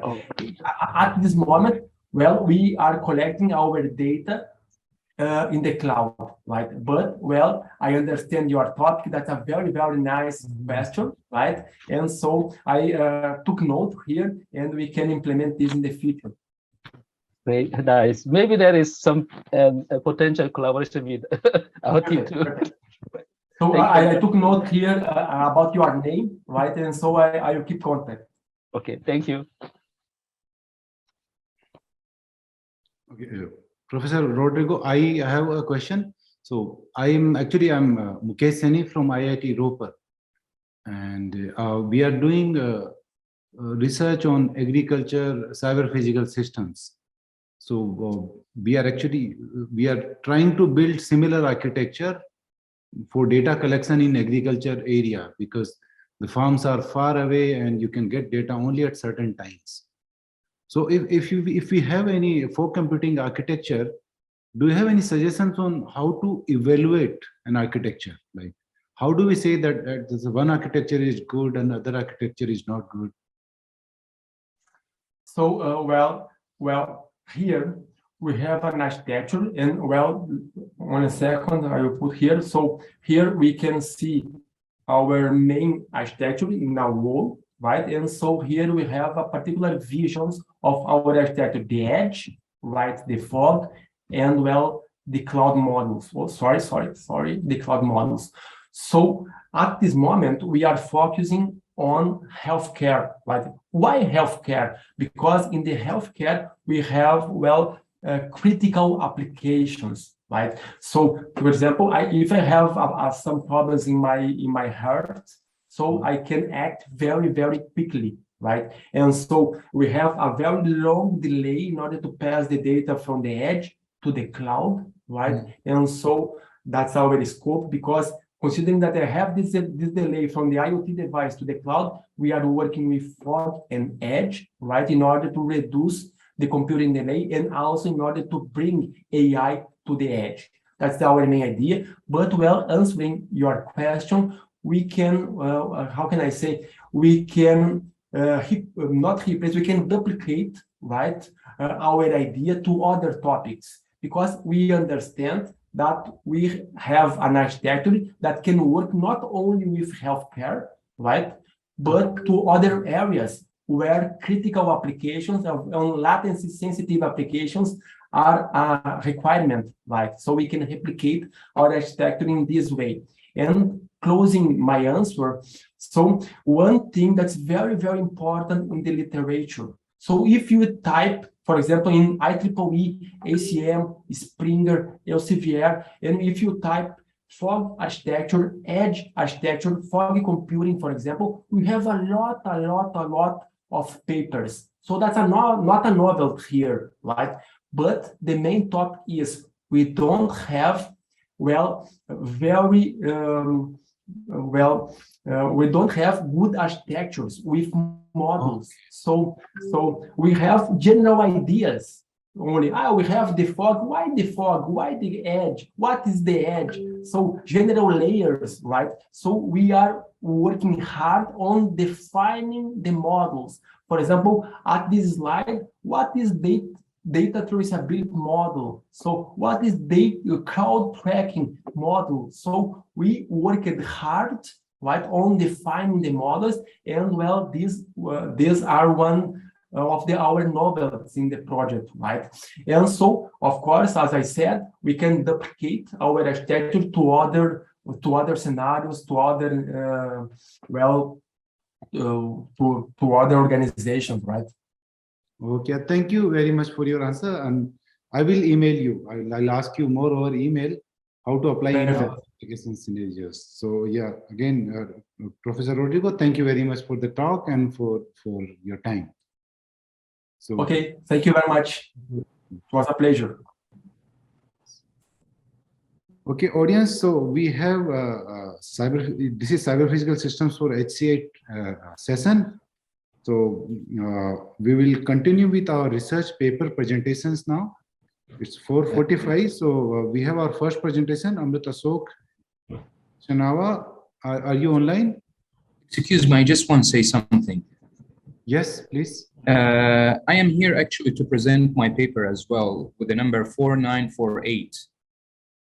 Okay, 49. I get the email from Dr. Ajit Kumar, and he told me to attend this session and present the paper because we had like some issue yesterday.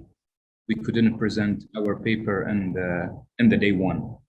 Okay, so what we can do is if anybody is not available in the slot, then you can take that. Otherwise, we can do it in the end.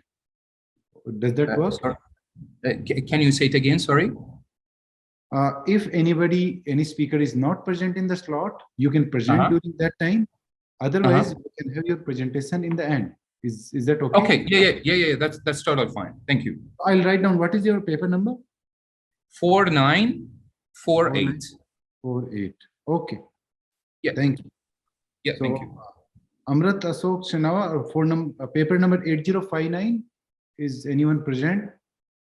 So it's recorded presentation already submitted. So I'm one of the author to ready for the given answer. So would you just please play the video for sharing that presentation?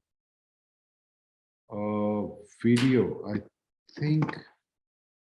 Do you have the video? Can you play video? I can make you host. Oh, okay. Then I will try that out. Just 1 second. Hello, everyone. My name is Amrit Ashok. Can you hear that? Yes. Yes. Yeah. Thank you. And I'm going to present the research project exploring security and privacy issues in human IoT interaction with the virtual assistant technology in Amazon Alexa, along with my co-author, with Saifuddin Mahmood, Jonghoon Kim, and Gokarna Sharma at the Computer Science Department in Tennessee University. So a brief introduction about this topic. Smart devices have become an integral part of our modern daily household. In fact, 10% of the world's consumers own a smart virtual assistant device, which is also known as SVAD. Now, if we take a look at the graph on the bottom right here, as you can see, the smart speaker industry in 2008 was $188 million. A year later, exactly in 2016, it was $378.2 million. That's a huge increase. And it has kept on growing exponentially since then. Now, in Australia, in the year of 2017, when smart devices were just getting started, like people were getting to know about it, the total market of it was $2.2 Australian just in the year 2017 itself. Now, there are three market leaders in space: Amazon Alexa, Google Assistant, and Apple Siri. In fact, smart devices are used in a variety of purposes. Let's say you must turn off or turn on your light. You would use the smart device. You want to know the temperature. You would ask your smart device. Hey there, what is the temperature in my city? Is it cold or is it hot? There are many other purposes that it serves. So smart devices are devices that can be controlled by a voice. And that voice command interact with the voice assistant. And these are built and manufactured by a company.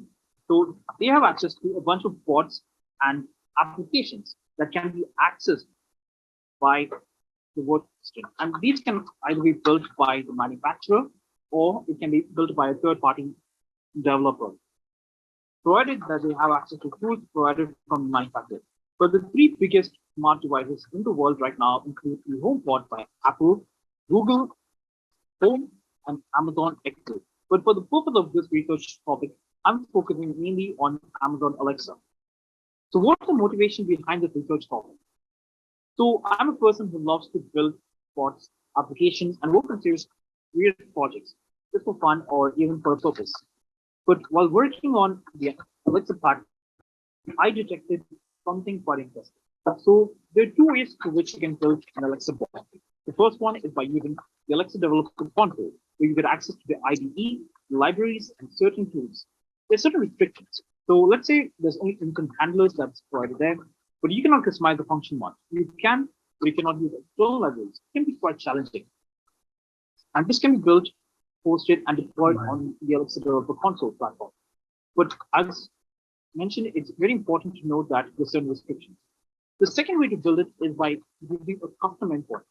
So let's say you do not want the barriers or the restrictions, and you want to use your own ID, want access to certain libraries, you can use that and mention it in the Alexa Developer Console, saying that you're using a separate ID, and you have a link which is going to act as a way through which the bot is going to interact with the server of Alexa. And that's what most people do these days now. But that will realize a certain problem with it. What if we have greater freedom and control? What if certain people can exploit the possibility of stealing information from users? And that's when I decided to explore and get in depth on the possibility of Alexa being vulnerable. So I'm going to give you a brief overview of how an Alexa voice assistant system works. Before going to the diagram that I've drawn here, I'm going to go into the diagram that's given up over here. So first, I'm going to speak from user perspective. Let's say you have an Alexa gadget and you have an Echo device. The Alexa gadget is going to be connected with the Echo device. So you're going to make a voice command saying that, hey, Alexa or Echo, I want to turn on the light. Okay.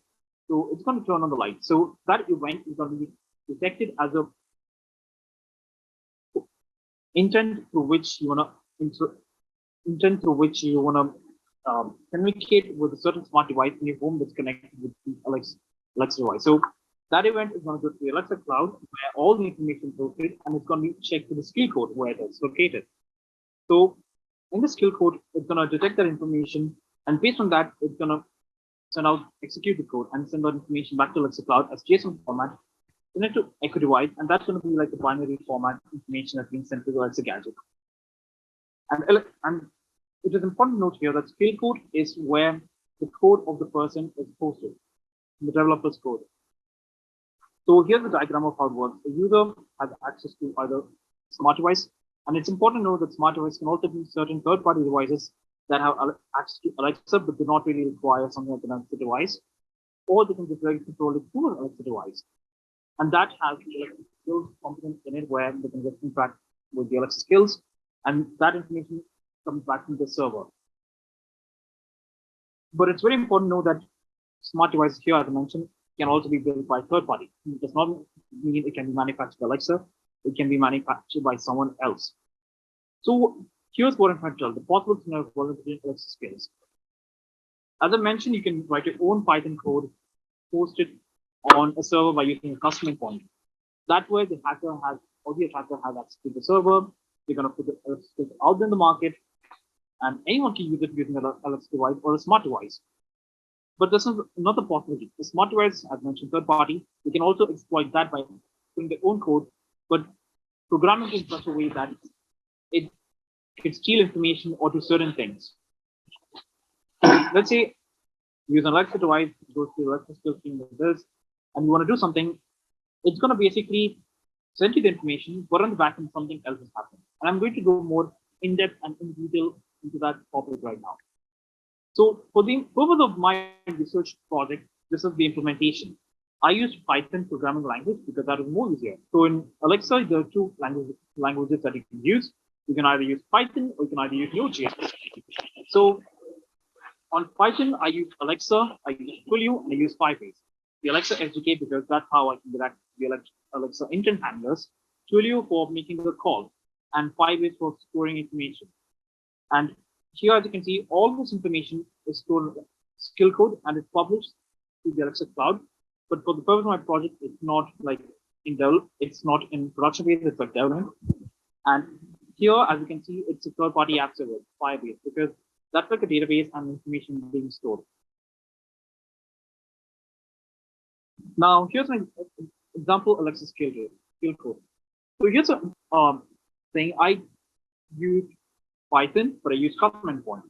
And that's the whole focus of this entire research project. I use a function called fsteal, where when a certain intent is triggered, I inject this function.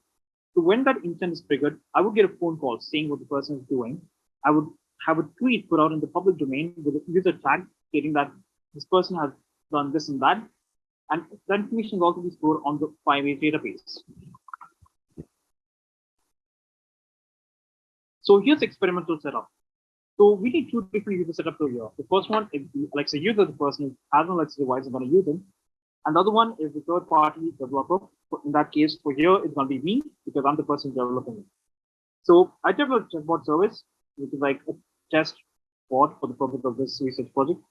Number one, the subscribe service, which is basically things that is in hindsight that a person knows about how to use a bot. They know certain operations that can be done. For example, they know about switching on and off a light, listening to music, listening to the news, getting to the temperature.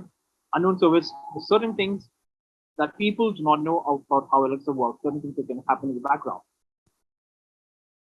So for the purpose of this research project, I did not publish it because, of course, this is a project focused on exploring security vulnerabilities in Alexa. So it's only in development phase. I've not really released it.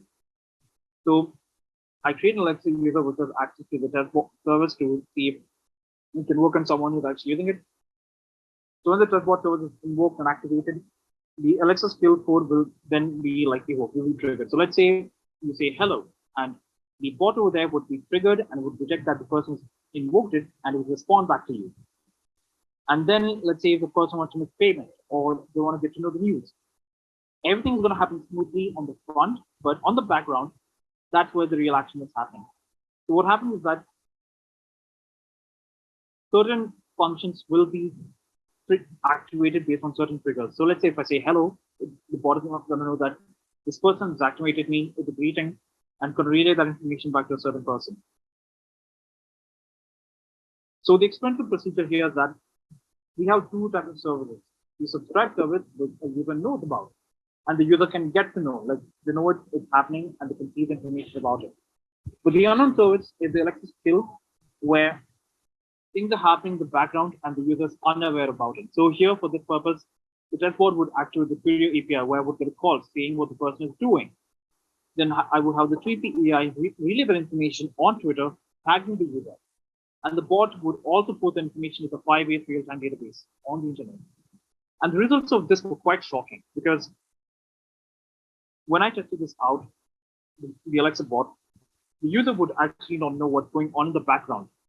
So let's say the person on the back, the person who's using the Alexa bot, they will basically see what's going on in the front, but on the background, they're not aware, because there's a lot of freedom to developers to collect information about the user.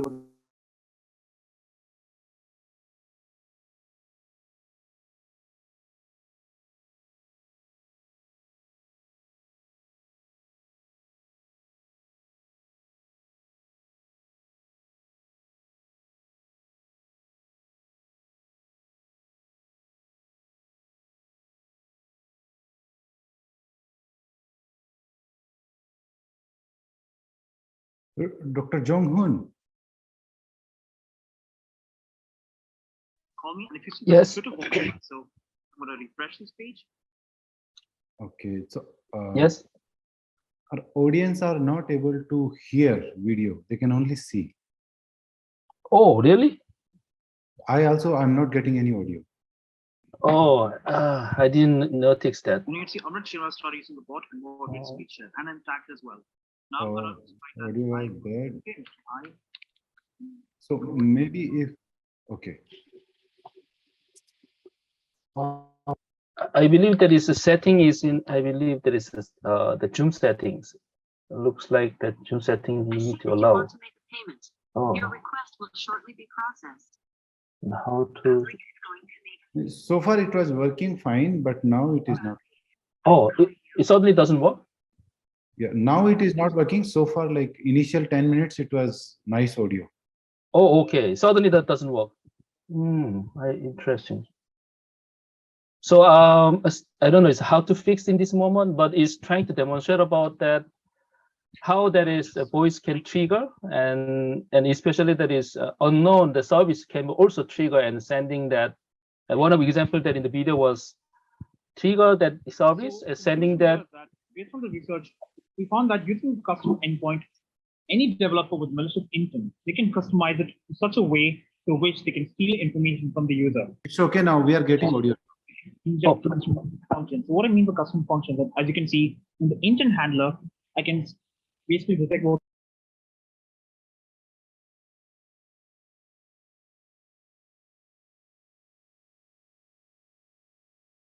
Okay, the audio is again gone, but it's okay now because we have conclusions and future work now. So the background, a lot is happening. It's almost the end of the Thank you so much. And if you have any questions, feel free to reach out on the email provided in the screen. Thank you. So Dr. Jong-hoon is here to answer any queries. So kindly, if you have any questions, please ask. Sorry about that, there's some audio issue. But if you have any questions, please feel free to ask me. And also, in case there is time-wise, if you're not able to give an answer because of the short period of time and for assigned to me, and maybe you can email to me and can answer that. Yeah. So like proceedings will have this paper. You can read also, and you can contact Dr. Jong-hoon through email. Okay. Thank you. Thank you, Dr. Jong-hoon. Yeah. Thank you. So our next paper is 7873. Sophie Insing, are you available online? No, I'll be presenting the paper. I'm second author. Okay. Yeah. Could you give me permissions to share my screen? Okay.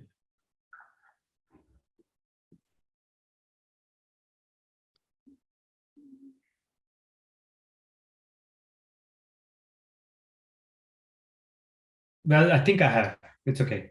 I have permissions. So okay. So this.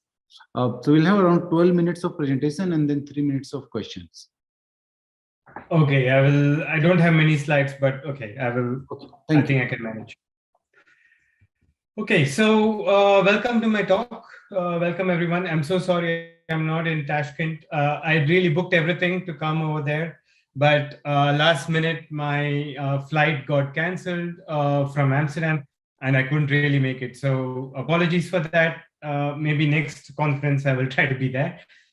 This work is work that we did with Sophie Ensing, which I did. And she was a master's student at University of Amsterdam from the computer science department.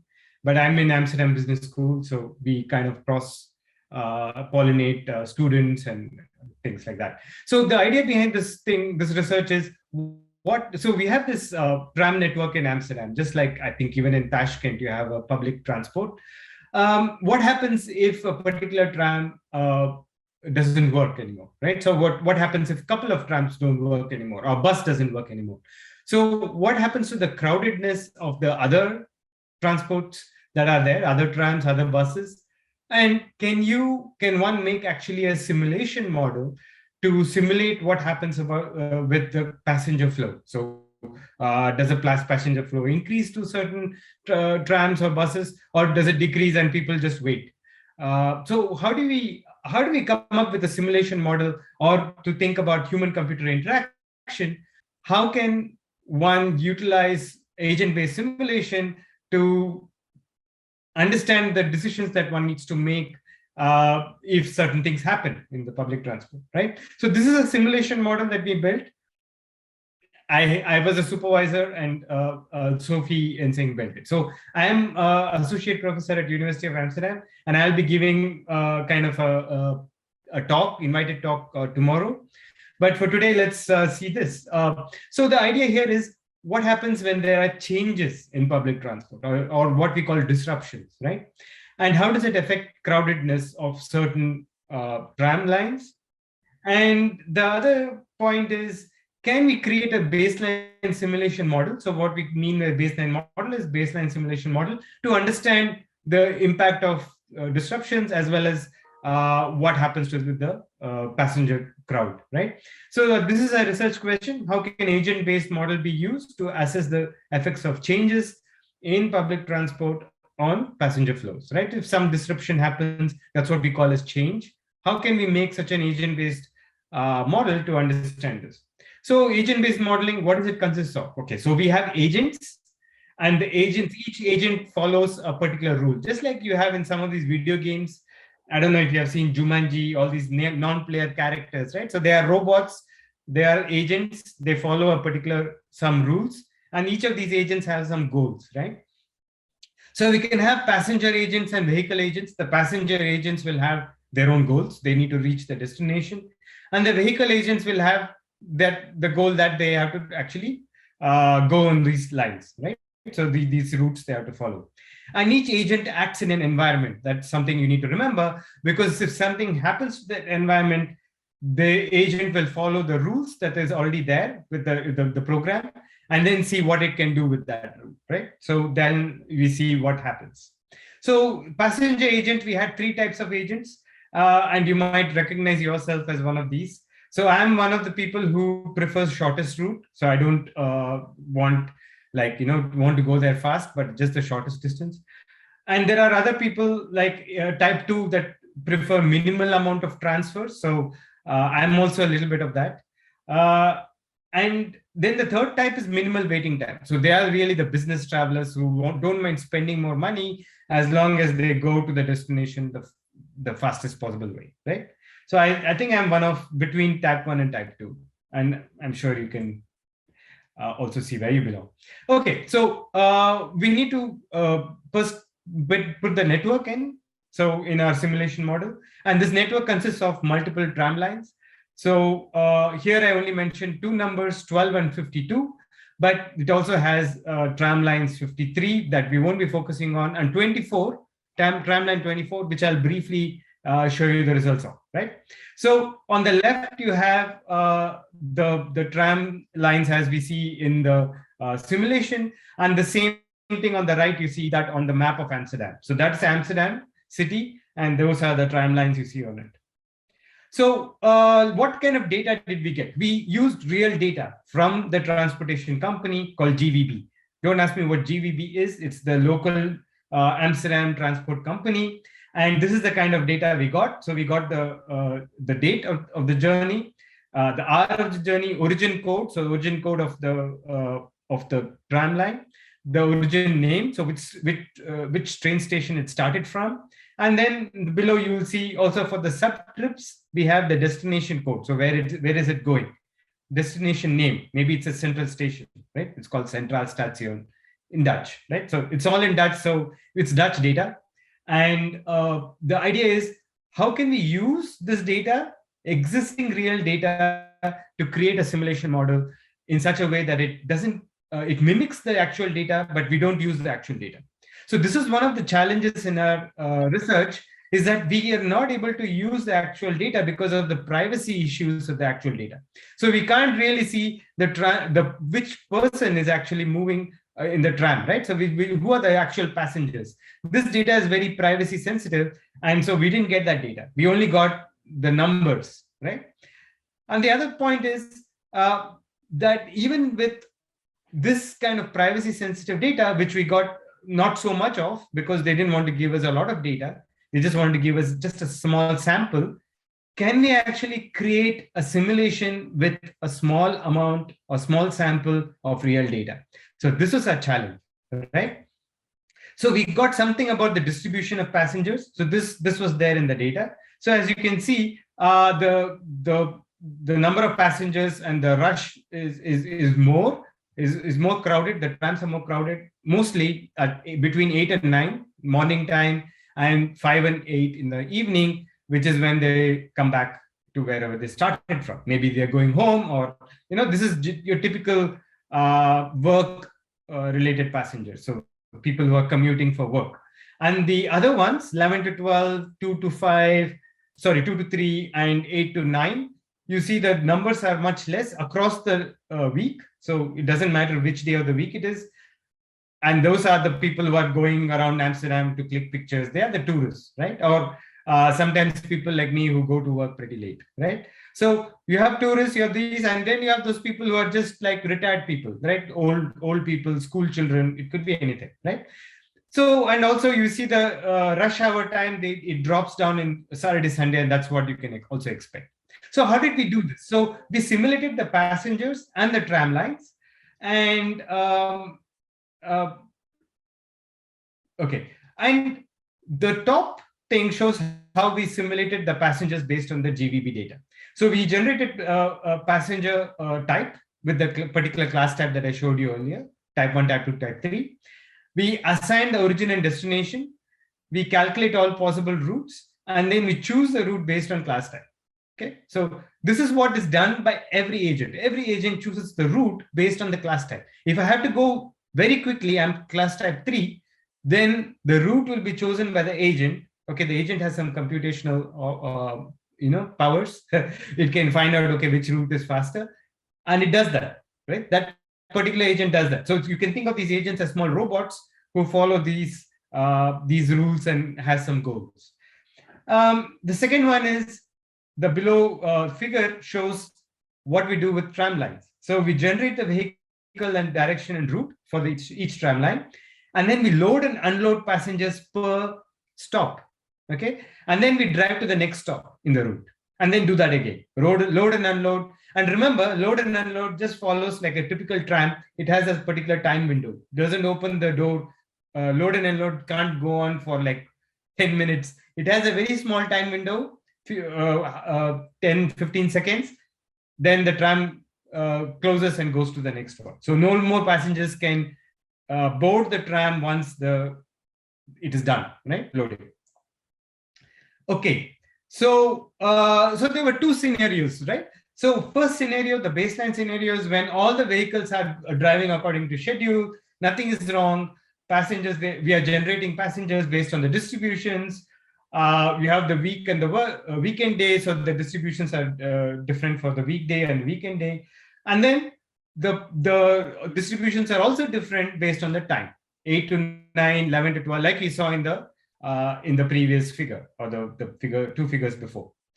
But then now is where we create scenario 2, which is scenario 1 basically, but with a huge disruption, right? So now we want to see what is the effect of one tram being cancelled. I'm sure all of you also want to know, if you are also commuting like me to work, what happens if that train doesn't work anymore or doesn't run anymore, right? In this case, one of the most important trams, tram line 12, is disrupted, is malfunctioning for 30 minutes. And remember, this is in the morning. So we chose the 30 minutes in the morning time. So you can see 8 to 9, the peak rush hour. And we did it between 8 to 8:30. So 8 to 8:30, the tram line doesn't work. And this is for all the days, all the weekdays, right? So now what do we see? The tram line didn't work between 8 to 8:30, okay? And now it starts working. So here we see the graph at 8:35, we see, hey, these are the passengers. Actually, this graph that you see on the left side is the occupancy, the number of passengers traveling in the tram, okay? Scenario 1 and scenario 2. We are interested in both because scenario 1 gives us the baseline scenario, right? Scenario 2 is what happens when there's a disruption. Okay, so we are already at the results section. On the right, we see the figure about the route it takes. So if you know a little bit about Amsterdam, this tram goes from the south of Amsterdam to the bank city center of Amsterdam. So if you see that point where it's ending, the black line, it is the central railway station of Amsterdam. So this is the central railway station, and this is kind of south of Amsterdam. And just to give you some insight, our business school, our University of Amsterdam, is somewhere here. So very close to tram 12. So in fact, I can take tram 12, walk down, take tram 12, and go to the city center, right, to the central railway station. So I can do that because our university is located very close. Okay, so now what happened? So the tram didn't run between 8 and 8:30, and if you see here, the scenario 2, suddenly the occupancy is way higher than the baseline scenario. Why? Because all these passengers who didn't take other trams or didn't take other buses were waiting still for tram 12. And when tram 12 started to work after 8:30, you see passenger numbers really go up, and they shoot up even more in Day-2 to the last station, right? So all these routes between Day-2, and this is Day-2, by the way, it's a very important station. And later on, the numbers shoot. Why? Because the passengers were waiting for tram 12 to start again. For half an hour, they were waiting. And you see the same thing. This is people who are going to our station, right? Where we work, Amstel station, down south. But then people going to the north, to the central station, you see at 8:33, that means the tram started working just 3 minutes before. Again, the passenger number scenario 2 shoots up because there are so many passengers that could not take any other metro or bus or whatever to go to the central station. Those agents, passengers, because we are using agents here, those numbers shoot up for scenario 2 because they were waiting for this tram, right? So huge number, huge amount of crowdedness, not so good situation, right? Now let us see what happens to other trams. Now see, this is a route between south and again to the central station. And if you see the other route, there is some overlap, right? So at this point, this station here at the border of the inner line, there is not exactly there, but okay, you can see that. In fact, here in the diagram, you can see all the tram lines. So this small gray is the tram 12, and this dark black is tram 24. So they do overlap. So the overlap here is this station here. I don't know if you can see it. This black dot here, and not much else, right? So that and maybe this dot. Yeah. So about one station overlap. Yeah, sorry, 2 stations overlap. Okay, so here possibly the passengers would have waited for the tram once it was disrupted, and they probably would have taken tram 24 to go to the station. So you see a huge jump here at 8:25. So tram 12 is not working. So all the agents, the passengers, take tram 24 to go to the destination. And here also, when to go down to this station, that means this station down here is De Boulalan. So to go to De Boulalan, they also take tram 24, and so there's a huge jump here from their pipe, right? So you can see that people are, when tram 12 does not work anymore, they use tram 24, okay? Because you see at 8:24, that's the time here tram 12 is not working, because tram 12, we stopped tram 12 between 8 and 8:30, okay? 8 o'clock and 8:30. Okay, let's see what happens to tram 52. And if you see here, you can also see the overlap between tram 52. By the way, tram 52 also goes through the central station. And if you see the overlap between tram 12, tram 24, and tram 52, there's quite some overlap between tram 52 and tram 24, right? So maybe they can choose tram 24 during the stoppage. But here we have the graphs after tram 12 started working, right? So it's at 8:36, remember, right? It's after, it's already running, but still passenger numbers after their pipe increases slightly more. Why? Because people were still waiting at the station. Okay, those many passengers, and they could not get into the previous tram, tram 12 or 20, tram 52. So they were the excess passengers. So here you see the excess passengers, and here more or less, if you are going north, it didn't disrupt so much because people are going, and this route doesn't really overlap with tram 12 so much like tram 24. Here you see, okay, only here there's a huge jump, but here there was a slight increase to the baseline, but not too much, right? So going down, going north, slight increase, going down south, huge, I would say huge, kind of huge jump, 100 passengers, sorry, 50 passengers more while going down south.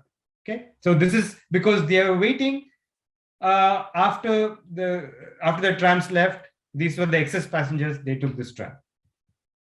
So this way, with the simulation, we can actually find out how passengers would behave during and after the disruption of a particular tram or bus or whatever, right? So this simulation, with this simulation environment, what we have shown is it is possible to create a simulation environment with very little data, one, and two, that we can get quite good results, interesting insights into how passengers would behave given these disruptions, right? The contributions in this case were that for the GTB, the transport company of the tram lines, they can understand what are the most critical tram lines in the city, okay, which cannot be disrupted. Or if there are disruptions to that, you will have a huge consequence, huge amount of crowd in other trams, huge amount of chaos, so to say.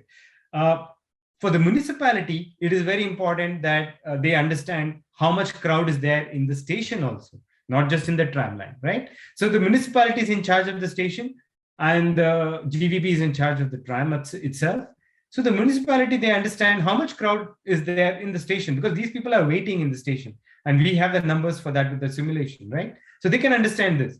And how does it help HCI community? Well, this research gives you an idea about how agent-based simulations can be used to understand different environments. With little data, you can create these simulations, and you can utilize these simulations to understand how things will function given certain scenarios, right? So that was the talk. I hope I didn't cross the time because I think I'm still in time. So yeah, I'll be happy to take any questions. Yeah, thank you very much, Professor Chintan. So we can take some quick questions, or Professor Chintan will be with us tomorrow morning also. If you have a question later also, you can ask him tomorrow after the session. Yeah. Okay, thank you all, and I'll wait for your questions. So if you have any, please let me know.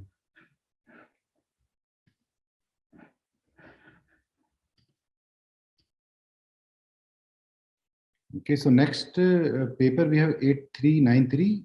Saifuddin, are you online?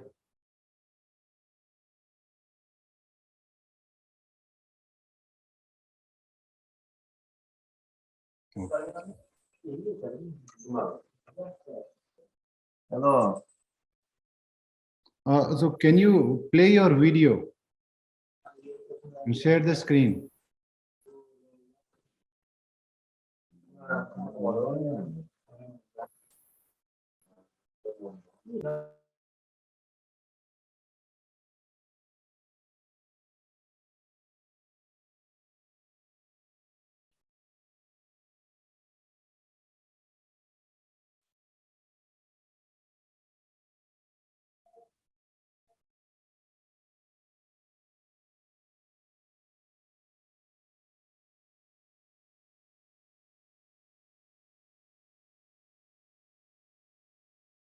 Applications of two-dimensional molecular line in digital processing of signals.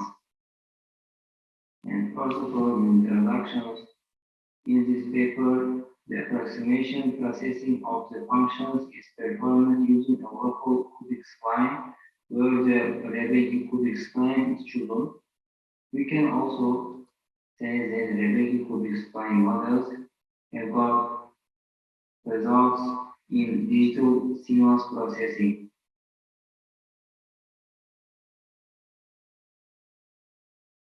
The geophysical signals were obtained and numerically processed, and the error results were obtained.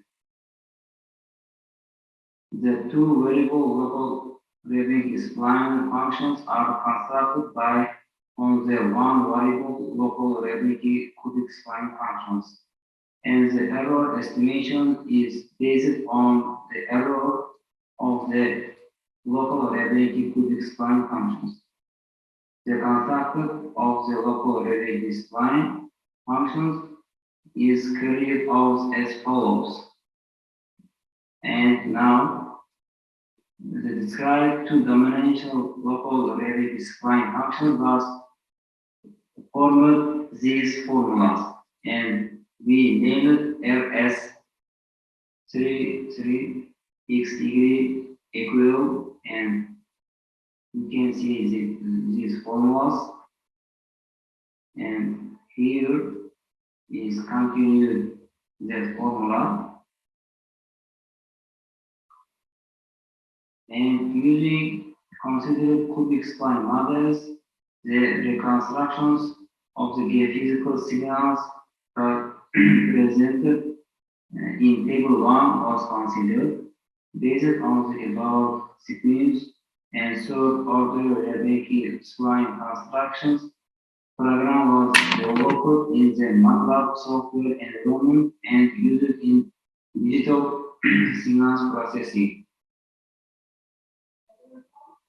You can see describe one. Table 1 describes values of the geophysical signals, and the picture is showing the geophysical representations of the result obtained by stepping by geophysical fields one by one. And then this picture is showing a geophysical representation of the result obtained by stepping by geophysical fields 0.1 by 0.1, and this picture is clearly and high frequency. And in the conclusion, the applications of interpolation based on the local Rebecca spline function is great importance in restoring geophysical signals and their digital processing. The properties of geophysical signals are studied, and the model is built based on the local Rebecca spline functions, and the interpolations processing is carried out. In this work, you can see these wavy pictures is shown, and the results line functions shown high accuracy in signal interpolation, as you can be from figures 1 and 2, etc. At the same time, it was shown that the use of local Rebecca spline functions models in the digital processing of signals is effective.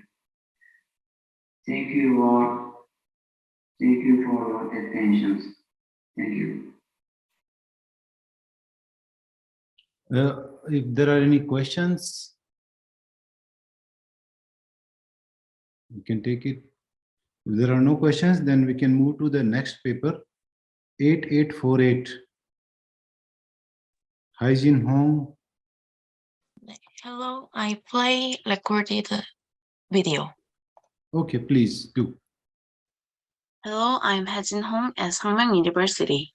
Today I'm going to talk about our research on the evaluation of stylized lyrics using deep generative models. Our paper explores the possibility of computational means to evaluate the generated contents in an automated way. First, we created the model generating stylized lyrics, including individual artist, persona, and style. And then we evaluated our performance similarity between the generated lyrics and the training data. With the growing interest in natural language generation, the research has rapidly extended to generate not only more naturalistic, but also highly individuated presentations to promote the quality of user experience in practical services. To have a high-quality user experience and a sense of trust, it is important to deliver the textual contents with individuated tone and manner in relation to user profiles. A field of natural language generation has focused on reflecting unique personas such as gender, age, or backstory, as well as having a human-like personality. However, to build such a system with personality and style is not well explored for a couple of obstacles. The one is the persona's sparsity in the dataset. Usually, the dataset for the training is likely to be constructed from various dialogue corpora. Here, the persona was sparsely observed in the training dataset, which incurred the difficulty to embed the personality consistently. This brings about the inconsistency of personality in the sequence of generated textual contents during the conversation. Another issue is the lack of evaluation methods. As widely accepted, the generated textual contents with personality and style is highly idiosyncratic, so that the evaluation process is likely to rely much on the human-involved experiments. It is not only a cost-inefficient means, but also under the risk of subjective valuation caused by individual bias. However, this issue is neither well explored nor the automated computational means are suggested. So we explore the possible resolution for the latter, a computational means to evaluate the generated contents, embedding persona and style in an automated way. In particular, we investigate it using the contrasting examples which stylized lyrics generated with individual artist characteristics. To this end, we first carried out the lyric generation through fine-tuning of the code GPT-2 with K-pop songs in 3 different genres to effectively transfer the individual artist's persona and style. Let's talk about experimental settings. We adopted a code GPT-2 as a baseline backbone, which is the Korean version of vanilla GPT. It was a pre-trained model using OpenAI's GPT-2 Small with approximately 20 gigabytes of Korean dataset. The most important factor in selecting an artist is whether he or her has own unique set of vocabulary in lyric writing. We first chose 10 candidate K-pop artists and constructed the training dataset with their title and the full lyrics by Crowley. In this process, we only used the songs with Korean lyrics. Japanese or Chinese were excluded. We chose the final 3 K-pop artists whose number of songs and the total length of lyrics were sufficient to perform fine-tuning the baseline backbone.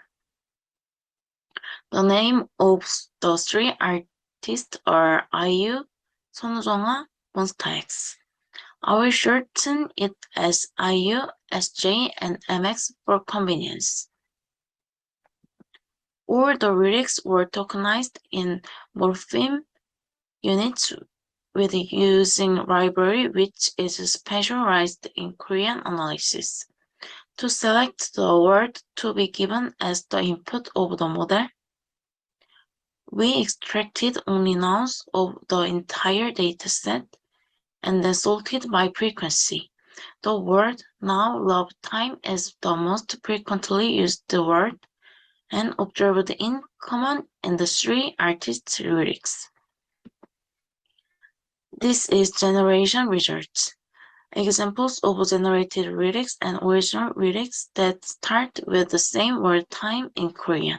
Comparing the original lyrics with the generated lyrics, the artist named SJ has a similar structure in which English words are inserted in the middle and the same English sentences are repeated as shown. We evaluated these results analytically to measure the style similarity. The blue square is an automatic evaluation, dominantly used in neural translation. It particularly focused on the structure similarity between translated and reference text. This is the evaluation result calculated with a blue score using lyrics that start with the word time in both the generated and original lyrics. For the reference lyrics, we sampled them from the entire training dataset, which contained the largest number of keyword time in the lyrics. For the generated lyrics, we sampled 5 lyrics from the entire set of generated lyrics with the keyword time.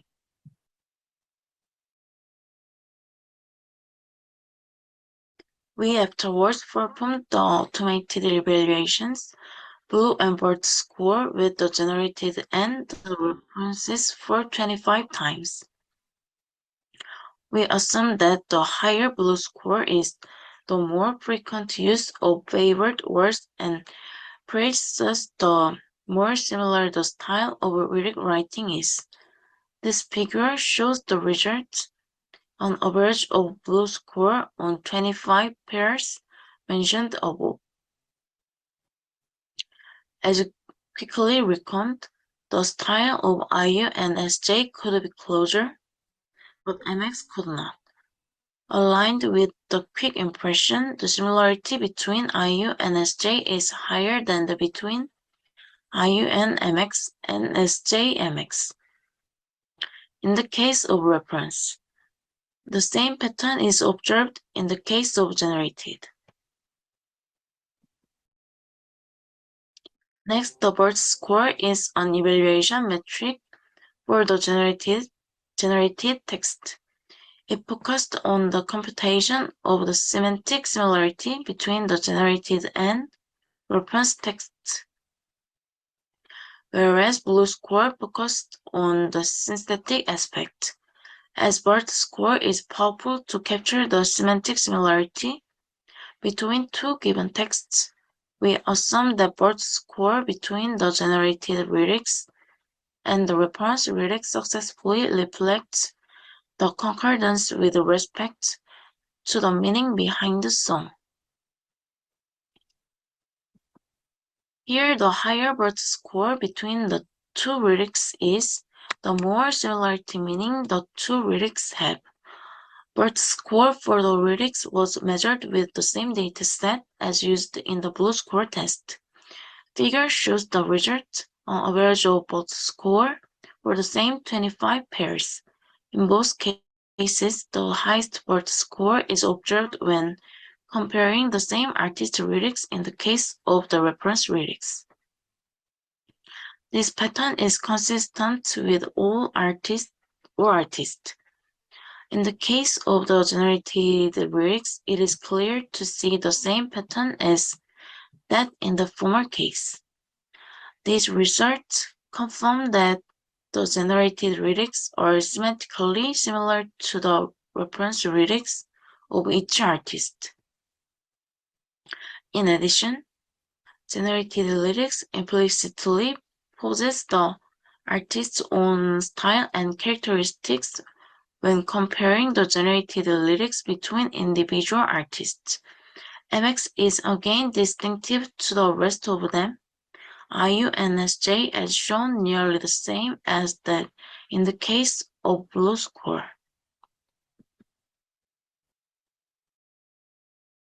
Further, to check the similarity of style between the training dataset and the generated lyrics, we additionally measured the proportion of English words and the same reference lyrics in the reference lyrics. As a result, it is clear that the lyrics of MX had a highest English ratio. Likewise, MX showed against the highest English ratio in the case of the generated lyrics. Taken together, it is clear that the generated and the reference within the artist are highly similar, while the two lyrics are less similar between the artists. These results imply that the computational means to evaluate the similarity would be able to capture the difference between stylized lyrics written by individual artists. The evaluation confirmed that automatic evaluation metrics such as blue and bird successfully capture the similarity between the generated artist and each artist's reference. Also, the degree of similarity of the lyrics generated between individual artists varies. This suggests that the contrasting similarity between artists may reflect the different style and personas contained in the generated lyrics. However, it is insufficient to support the hypothesis that it is sufficient to evaluate standardization. Household chores only with automatic evaluation indicators such as blue and bird. Therefore, we plan to conduct a correlation analysis between the results of human experiments and the results presented in the paper. In addition, another correlation study using the results of blue and bird score is needed to confirm the statistical significance and validity of the proposed evaluation framework. Thank you for listening.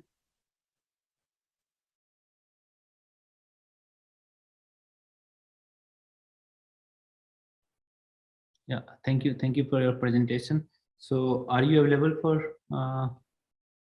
this paper? Who will be taking the QA session?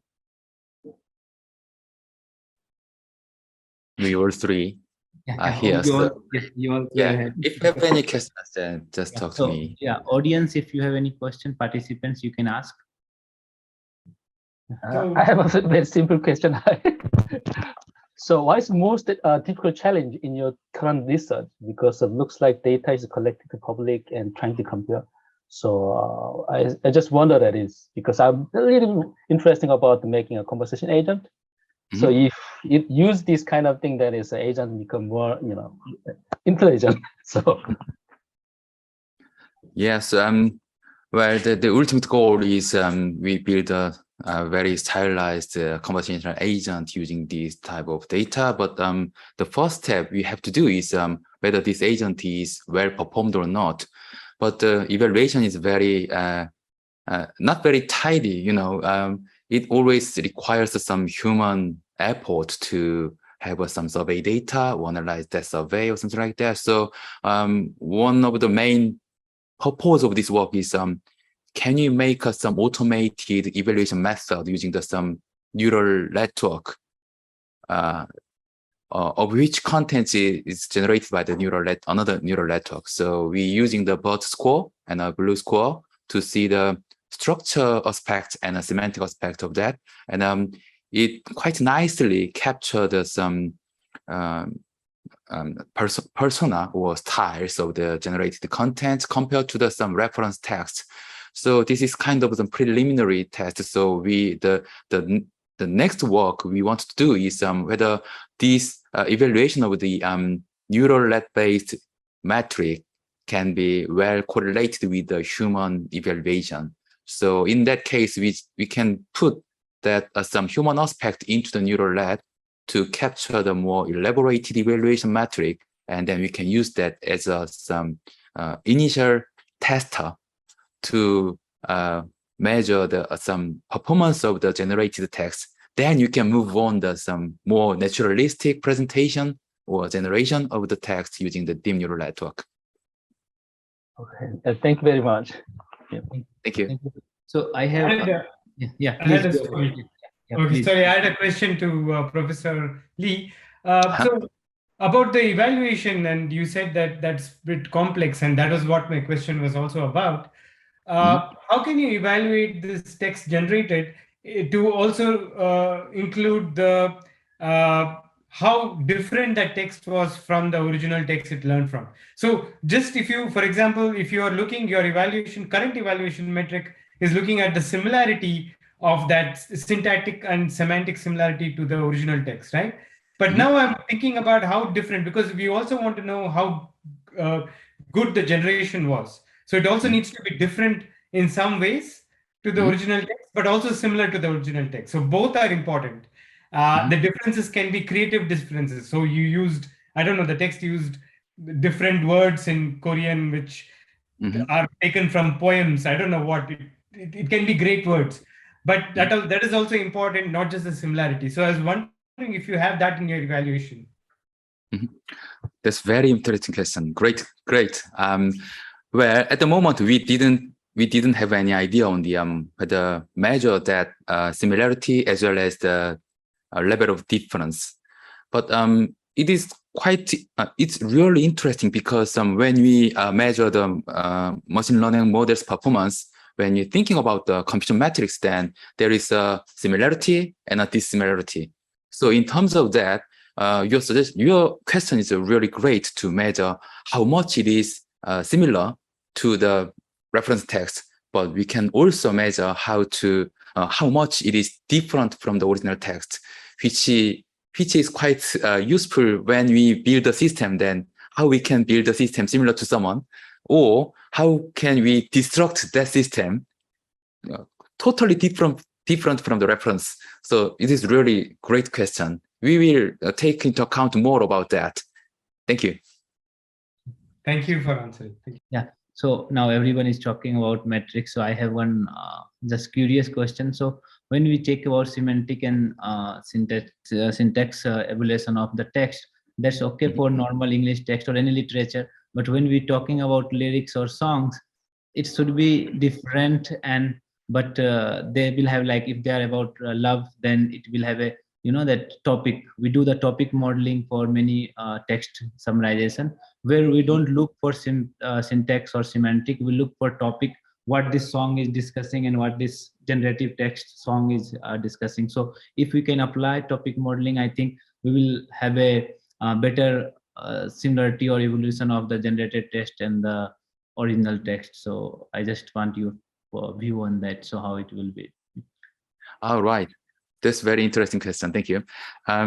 Yes, to be honest, all the generated text, in terms of information, we need to deliver the same sort of information when you generate.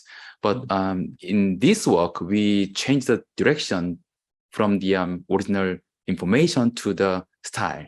So how we can deliver, or how we can put some style or persona of the text into the generated text. For example, if we build some sort of digital therapeutics, such as put some emotional factor into the text, then we need this type of stylized text instead of delivering the exact words. So I mean, this is more like how to build some more emotional agent, which can be possibly to give us some relief on someone's mind with some more familiar style or something like that. So this is a kind of initial step forward to do so. Okay, thank you. I hope in future Siri will be listening their own song and singing their own song by using generative model that you have put it. So thank you. So thank you very much. So we'll move to next presentation. Okay, thank you very much. Yeah, thank you. Yeah, so it is 9053 paper ID, graded word drop model for when type question for Hindi QA. So any presenter is there of paper number 9053? Yes, I had shared a video, so I'll be sharing the same video now. Yeah, you play and share your screen. I think you will have the share rights, so you Right. can, yeah, because that will be better from your computer. Yeah, go ahead. Let me know if it is visible. Yes, visible. Can you play it? My name is Fani and I'll be presenting. Is it audible? Yeah, it's audible. Yeah. All right. Go ahead. This paper, GWT Graded Word Drop Model for when type questions for Hindi question answering. My co-authors are Sumit Singh, Pooja Barman, Anmol Jain, and Professor Uma Shankar Tiwari. The flow of presentation will be as shown here. Question answering is a computer science discipline which is concerned with building systems that automatically answer questions posed by humans in a natural language. Out of generative and extractive question answering, we'll be focusing on the extractive question answering.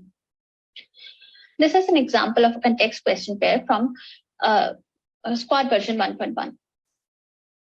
The motivation for this work has been from the fact that the progress so far has been tremendous in the English language, which is resource-rich language, be it in terms of models evolved over time or in terms of data set to test those models. As per Cochrane, only about 6% of world's population are native English speakers and 75% of people don't speak English at all.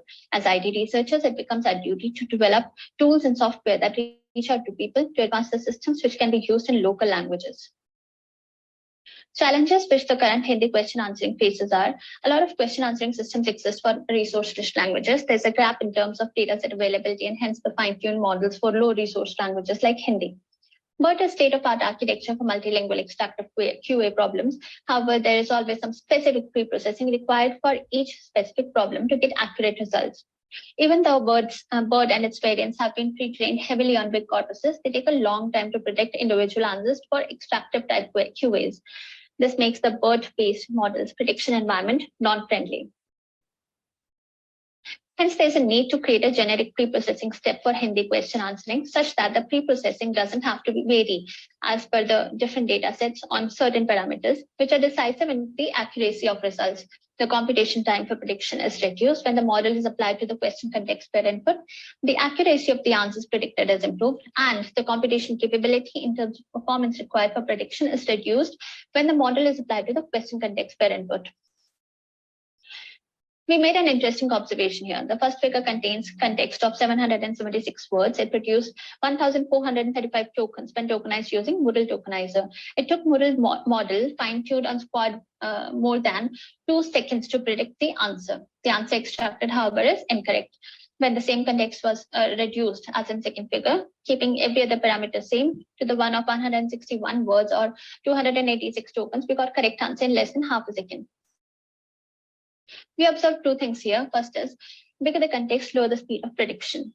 BERT models can process context sequentially, taking a maximum of 512 tokens in a single sequence. Bigger context hence result in overflow and truncation. This results in increased time to process the context sequentially and the overhead to handle overflows. Bigger context result in lower accuracy as compared to smaller context, provided both the contexts contain the expected answer. There are 2 possible causes. First is best matched answer might be misleading in bigger context. This problem increases with increase in size of context. Secondly, it might be possible that the answer gets split into 2 adjacent sequences. Hence, the correct answer is not matched with. Stripe might be of help here, but its static value might not help every question. Stripe determines the number of tokens the next sequence overlaps from the first one. Here's an example. Suppose my model tokenized character-wise. In the first case, when my stride value is 0, clearly none of the 2 sequences contain the correct answer. In second case, when my stride value is changed to 2, again, none of the sequences contain the correct answer. And in third case, when my stride value is changed to 3, one sequence contains the correct answer and it might provide so. So you notice here that stride did help us, but it took us 3 iterations. And also for the entire data set, it might not give the correct answer for each question. The solution to the problem of bigger context is to reduce the size of the context to fit a single sequence. This diagram shows the methodology of the solution. The inputs are question and context, the three predominantly identified modules: POS extractor, synonym generator, and context conciser model. Inputs to the POS extractor is the question. The output of this model is a list of POS words, which are given as input to the synonym generator. Its output is a list of lists, which where each sublist contains one of the input words and its synonyms. This list of lists along with the context is given as input to the context conciser model. For context conciser module, we evaluated an existing model, the Boolean model, and proposed two variations of word drop model: static word drop and graded word drop. Boolean model follows an all or none rule. All the words or the synonyms of the words must be present in the probable answer sentence for it to be shortlisted as an answer. However, the Boolean model fails if even a single word mismatch happens. Given are the examples.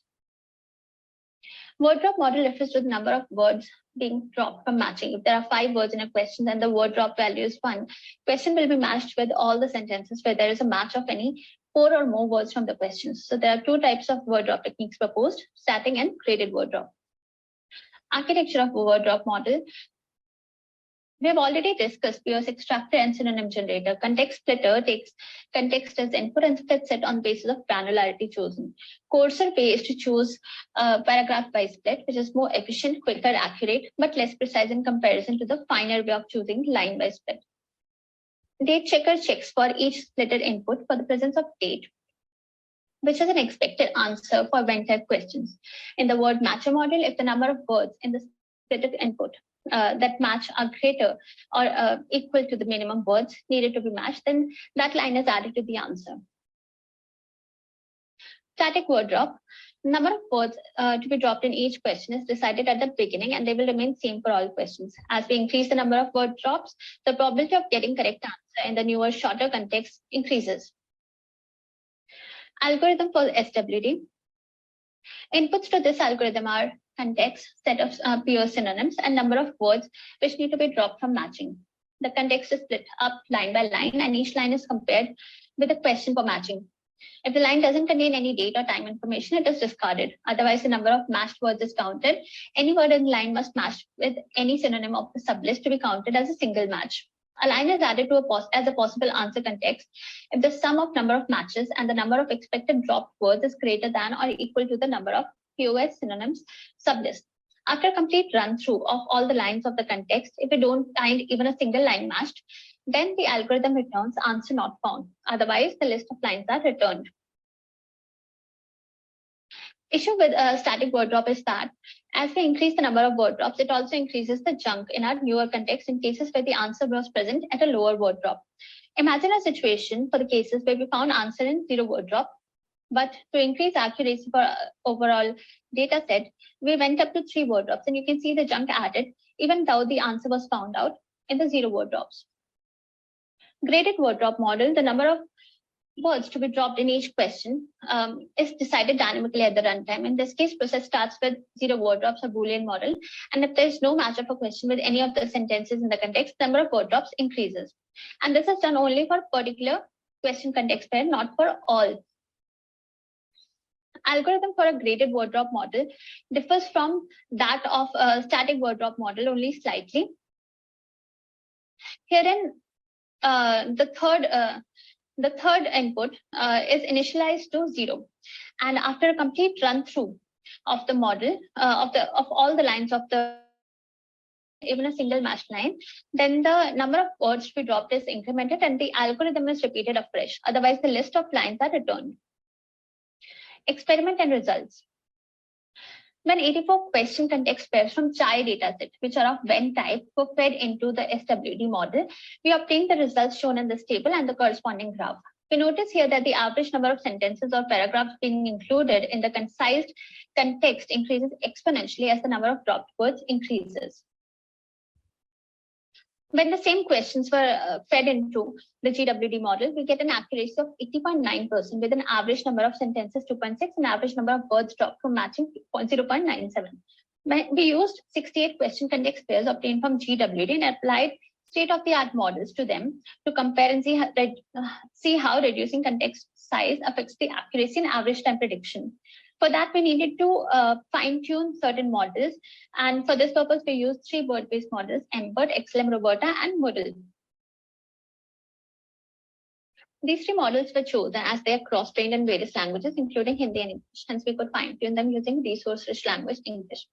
We fine-tuned these models using Squad version 1.1 on Google Colab Pro and system environment offered by Google Colab Pro for fine-tuning of 27.3 GB RAM and GPU memory of 16,218 megabytes.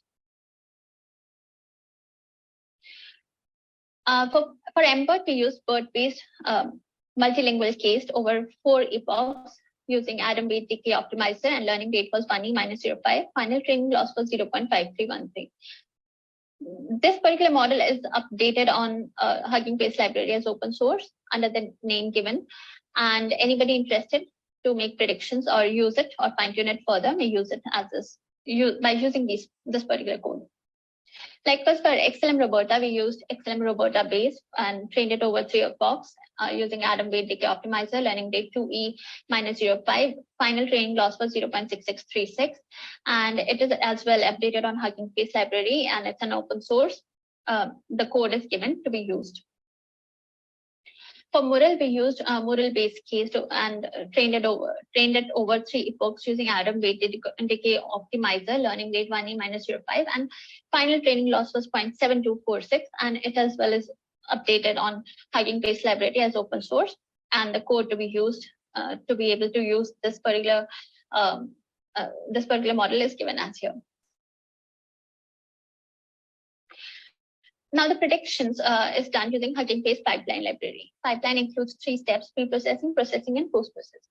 In pre-processing, the raw text was taken as input and was converted into tokens. And each token was mapped to a fixed numeric value. Any additional imports required by the model, like start, end tokens, or separated tokens, were added in this phase. In processing involves 2 parts. First is base model, and second is model head.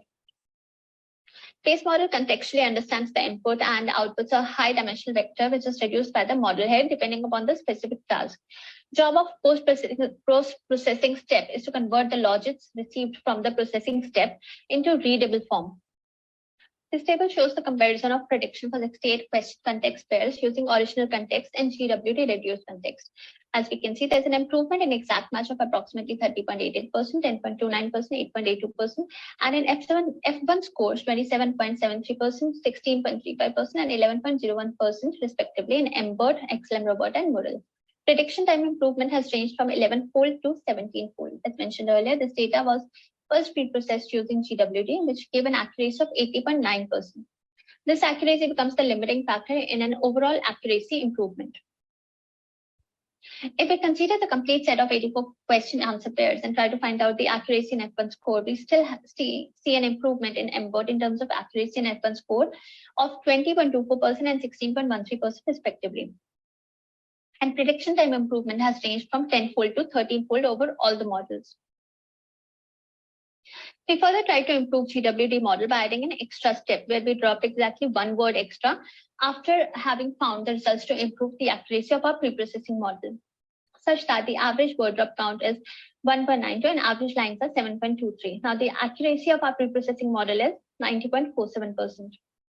This resulted in an improvement in exact match of approximately 23.81%, 1.19%, and 3.57%, and in F1 score by 21.2%, 6.96%, and 1.17% respectively in MBERT, XLM Roberta, and Mural. Average prediction time improvement is 5. Conclusion. Graded word drop model has shown an accuracy of 90.47% with an average word drop count of 1.92 and average lines being 7.23. Static word drop model, on the other hand, has shown an accuracy of 64.2%, 80.9%, and 91.6% with the 1, 2, and 3 word drops, and 3.6, 7.9, and 15.9 average lines respectively. We recommend the GWT model over the SWT model. The pre-processing model limits the accuracy of the overall question answering system. Even then, an overall improvement is seen as the question answering model by the application of the improved GWD model, an increase in exact match by 23.81, 1.19, 3.57, and F1 score by 21.20, 6.96, and 1.17% in Embed, XLM, Roberta, and Model respectively, and an overall decrease in prediction time by 5 times. This algorithm can be explored for other languages as well as for other question types. This also opens gateway for further improvement of the model and any new model which could concise the context more accurately and precisely. Here are the references. Thank you. Yeah, thank you. Thank you for your presentation. So yeah, Vani, you are available for Q&A, right? Yes. Yeah. So please, participants, please direct your question towards her. If you have any question online, and if any question is there, then I will deliver. Yeah, please go ahead, participants. You have 2-3 minutes for question answer. Okay, I think there is no question from participants. So I have just a curiosity. So as I understand your algorithm, if I give a paragraph or 2 paragraphs of text as an input, and then I will ask few questions from that text, it will be able to answer, right? That is the problem you are trying to solve in Hindi text, right? Right. So question answering system already exists. So these models, BERT, Model, and XLM Roberta are already existing to solve that. But this will further improve the accuracy by, it'll take your context as input and it'll reduce the size of the context so as to help find question in a better way, in a more accurate way. That's the idea. I'm not going on accuracy. I'm just understanding this system is like I will give a 2 or 3 paragraph and then I can get the question answer, right? And then there are existing system and you are improving the Hindi language question answer by reducing the context of the text that I told 2 paragraph. You can reduce as a context representation, and then the accuracy will improve, and maybe time of answering will also improve, fast timing. That's the problem, right? So you have used Google and other thing. If you see that when we search something in Hindi or any other language, Google use the same technique, as I understand, to the search result. They give the 5-6 question by themselves, and then they provide answer from the website or web page. So what do you think? What is the comparison if you want to compare how it will be different, your work, and let's suppose you search some question on Google and then see what context they are using. So have you tried any experiment like that? You understand, like I'm searching in Hindi, what is the capital of India?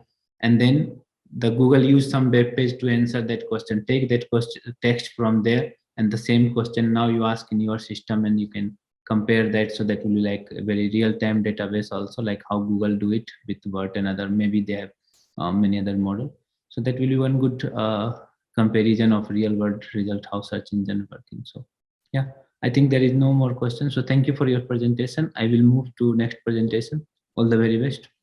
Thank you. Yeah. So next presentation, paper 9090. Is there anyone to present this paper? I think Ajimo, you are for 9090.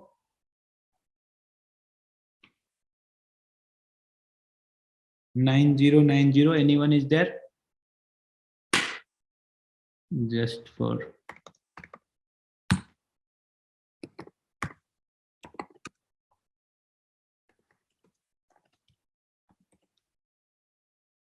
okay, so I will just drop this paper. There's no one. So now 4948, you can go ahead with your presentation. Yeah, sure. Thank you. I'm going to just like share the video. We submitted the video, so we're going to play the video. Yeah, thank you. Yeah. Hello, everyone. This is the presentation for our paper, COVID-19 Misinformation Detection System on Twitter tweets using deep learning models. Introduction: fake news, misinformation, and disinformation have been in the media for a long time, with instances cited as far back as 1935. Instances of fake news have grown detrimental with the growth of the internet, especially through the social media like Twitter and Facebook. Concerns about the fake news grow exponentially during the COVID-19 pandemic and the US presidential election in 2020. When the pandemic started in 2019, worry increased and people went to the internet for answers.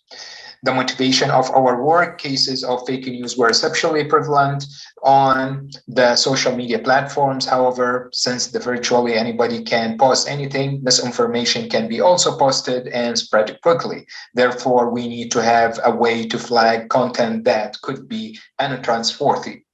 This paper, or our paper, describes the construction of the COVID Mis-20 or COVID Misinformation 2020 dataset.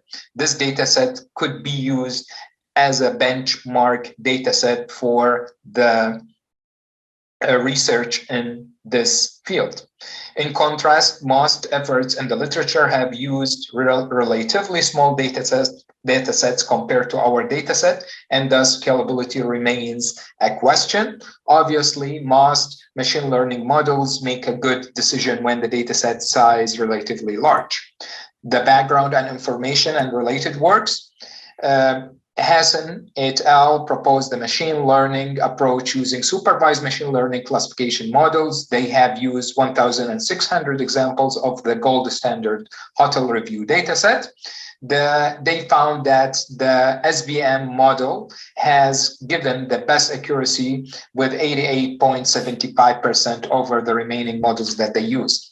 In Radi et al., they introduced a hybrid detection system for fake data that employs the multi-nomial voting algorithm based on supervised machine learning. And their experimental data was collected from Kaggle datasets, and they had an accuracy score of 92.58%.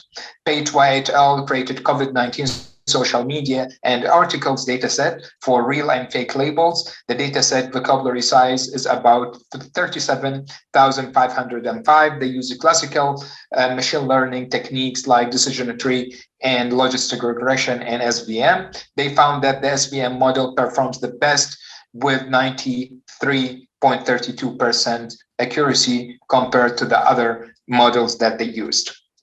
The contribution of our work, we built a label data set. It's called the COVID Mis-20, which contain around 1,375,592 tweets. This data set helps the researchers differentiate between fake and real news related to COVID-19 on Twitter. Also, our data set can be automatically updated to fetch the latest news. We collected a Twitter data set by using the MVFC, which is fact-checking page that relies strictly on the IHCI. We developed also and evaluated two deep learning models like CNN plus BIGRU and BILSTM for fake and real tweets text prediction. And we get an accuracy about 92.23 for the first model and 90.56% for the second model. For the dataset collection, curation, and pre-processing, this diagram shows the dataset collection and curation and pre-processing. So here we have a different phases. The first phase of the data collection is registering a Twitter application and obtaining the Twitter access key and token. The second phase is to import the TweetBot Python package and write the Python script for accessing the Twitter API. The third phase is to connect to Twitter search API and retrieve the tweets using some keywords related to COVID-19. The fourth phase reads and process the data to extract information on tags, agents, and locations for network construction and analysis. And the fourth phase filters, or the fifth phase filters tweets containing URLs from the web crawler. And the last phase is attaching MVFC labels, including trustworthy and untrustworthy ones. Now, we're gonna talk about the classification models that we use. We use two classification models. The first one is the CNN plus BIGRU. So what is the BIGRU? The BIGRU, or the GRU, is gating mechanism in RNN, like the long short-term memory with forget gate, but fewer parameters than the LSTM. This figure on the left shows the architecture of the GRU, where there are only two gates, which can also be called an update gate and reset gate. For the CNN, like the CNN, it's a deep learning model, is used to analyze structured data arrays such as images and is mainly used for image and text classification.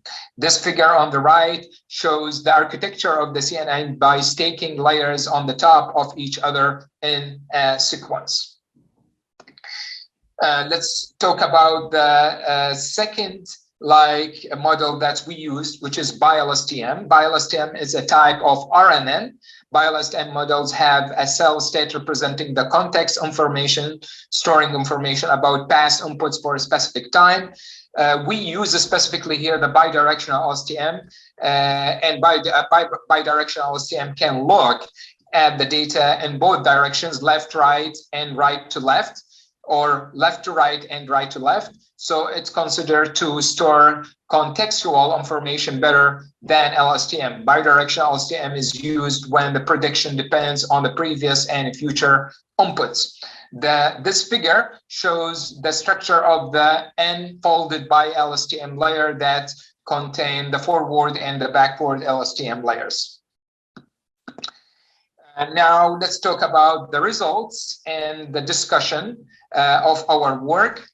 So this figure shows the overall measurement results of the CNN plus BiGRU and BiLSTM models to detect the fake news from the COVID-19 dataset.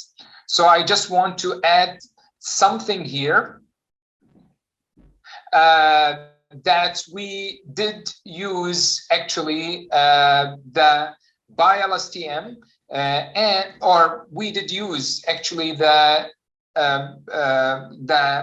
CNN plus the BiGRU and the BiLSTM, and we did compare between the two models.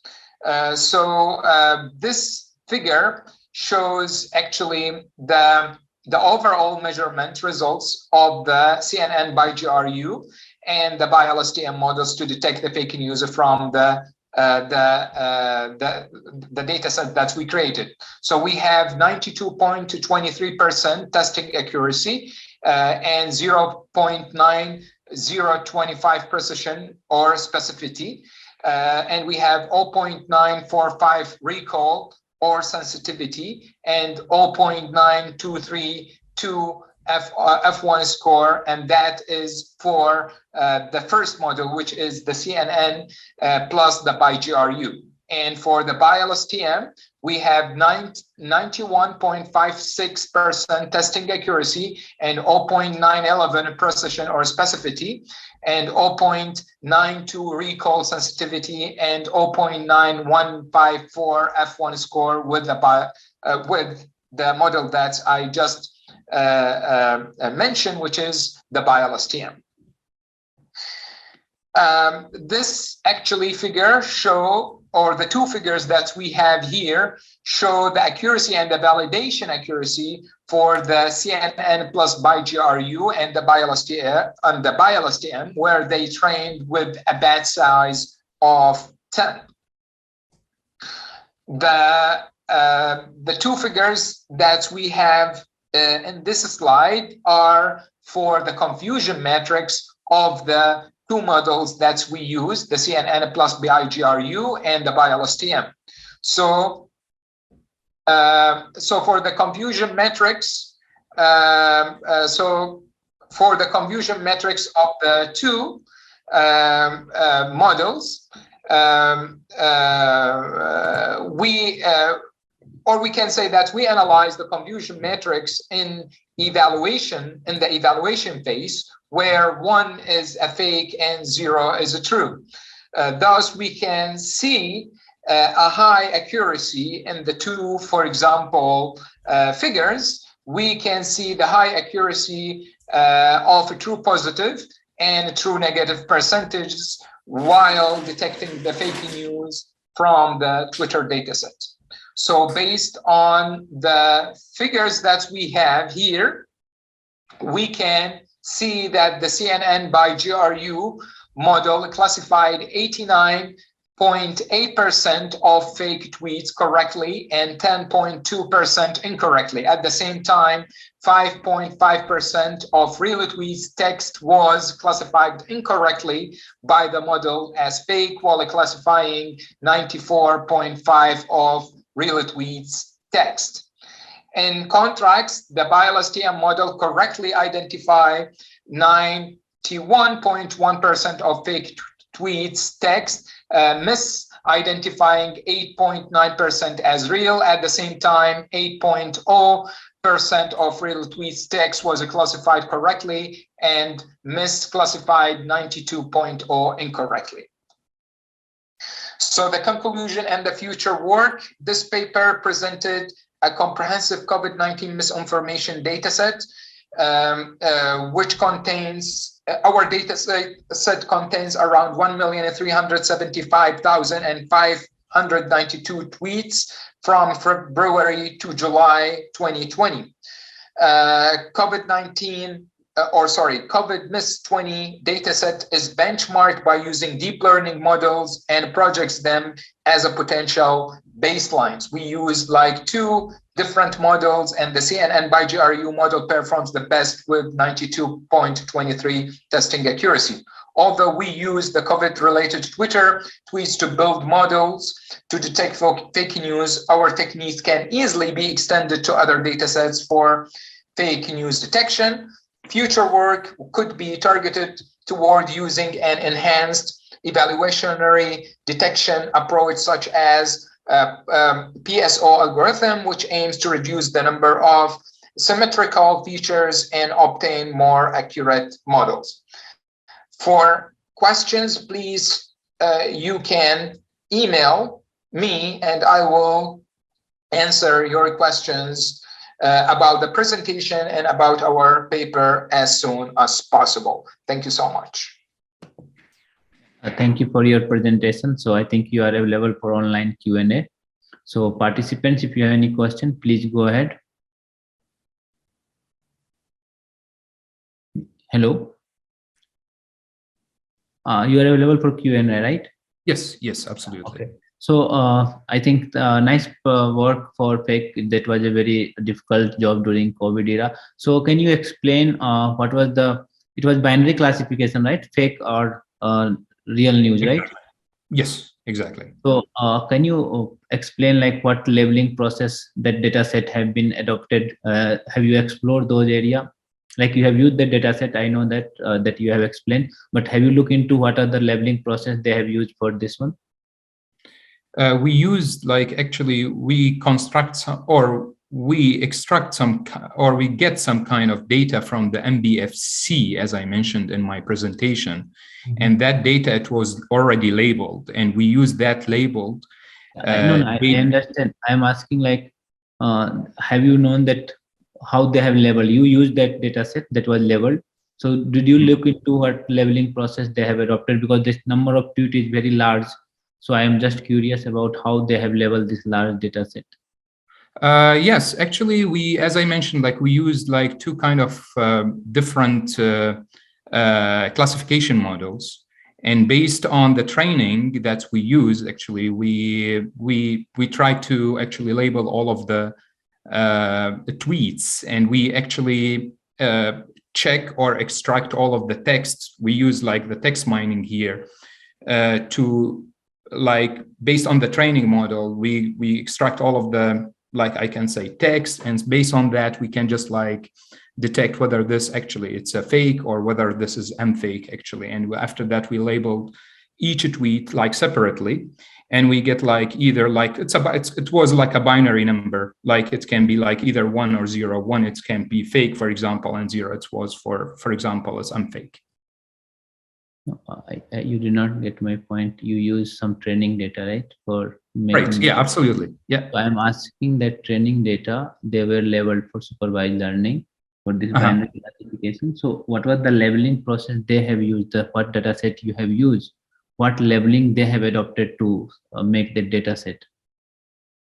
What do you mean about leveling? I didn't get it, sorry. Leveling is the process like for supervised learning where we give for training purpose, we need a level data set. Like you take the text and you say, oh, okay. Yes, I get it. Like, if I'm not mistaken, because this is actually done by my research team, actually, for training, I think it was 60 or 70% from the data that is used for the training, and the 30% it was for the testing, actually. So you're not getting the, okay. Yeah, so I'm sorry, probably I missed this kind of point. You are explaining the split of data set, 60%, 70% for training, 30% for testing. What is my question? When you make a data set for supervised learning, the class should be given, like say suppose TUIT. I will say like suppose Pfizer is not working, it's not good. This is a TUIT, and then when you are building your data set, this TUIT, you will say fake. So yes, doing this process is called leveling, and then you before training you do the leveling, but you have used an existing data set, so exactly, that were leveled. Now my question was, have you looked into those original paper or original? I'm not really. Yes, I'm sure. I'm sorry. I'm not really sure about the leveling here because that is done by my research team, the implementation. So probably I missed that kind of thing here. Yeah, okay, because you know that this is very large data set and fake is a subjective subject. Like for me, some news will be like, it's not very, that time it was everything very random. Some established thing we can say like what is the capital of some country is a fact. So it can be very easily classified into fake news versus this thing. But fake news is like very subjective and very thing. So that's why I was just curious how they have leveled this data set. It's okay. And then second question is, you have focused on English language to it, right? Yes, exactly. That's correct. Not multilingual, right? No, just like English. Okay, so I think Word and other model that you have explained, these are a language natural. So you'd have look into the other language also, like mixed language, and see other experiment how it's working with multilingual and how it's working on English language, and then compare the result that exactly. This is a good point actually. Probably we're gonna just like work on that in the future. But in our future, like the future step is just like to use like one of the like for example, as I mentioned, the future work, we're probably gonna use the PSO just like to like that's for improvement. I was just asking about multilingual.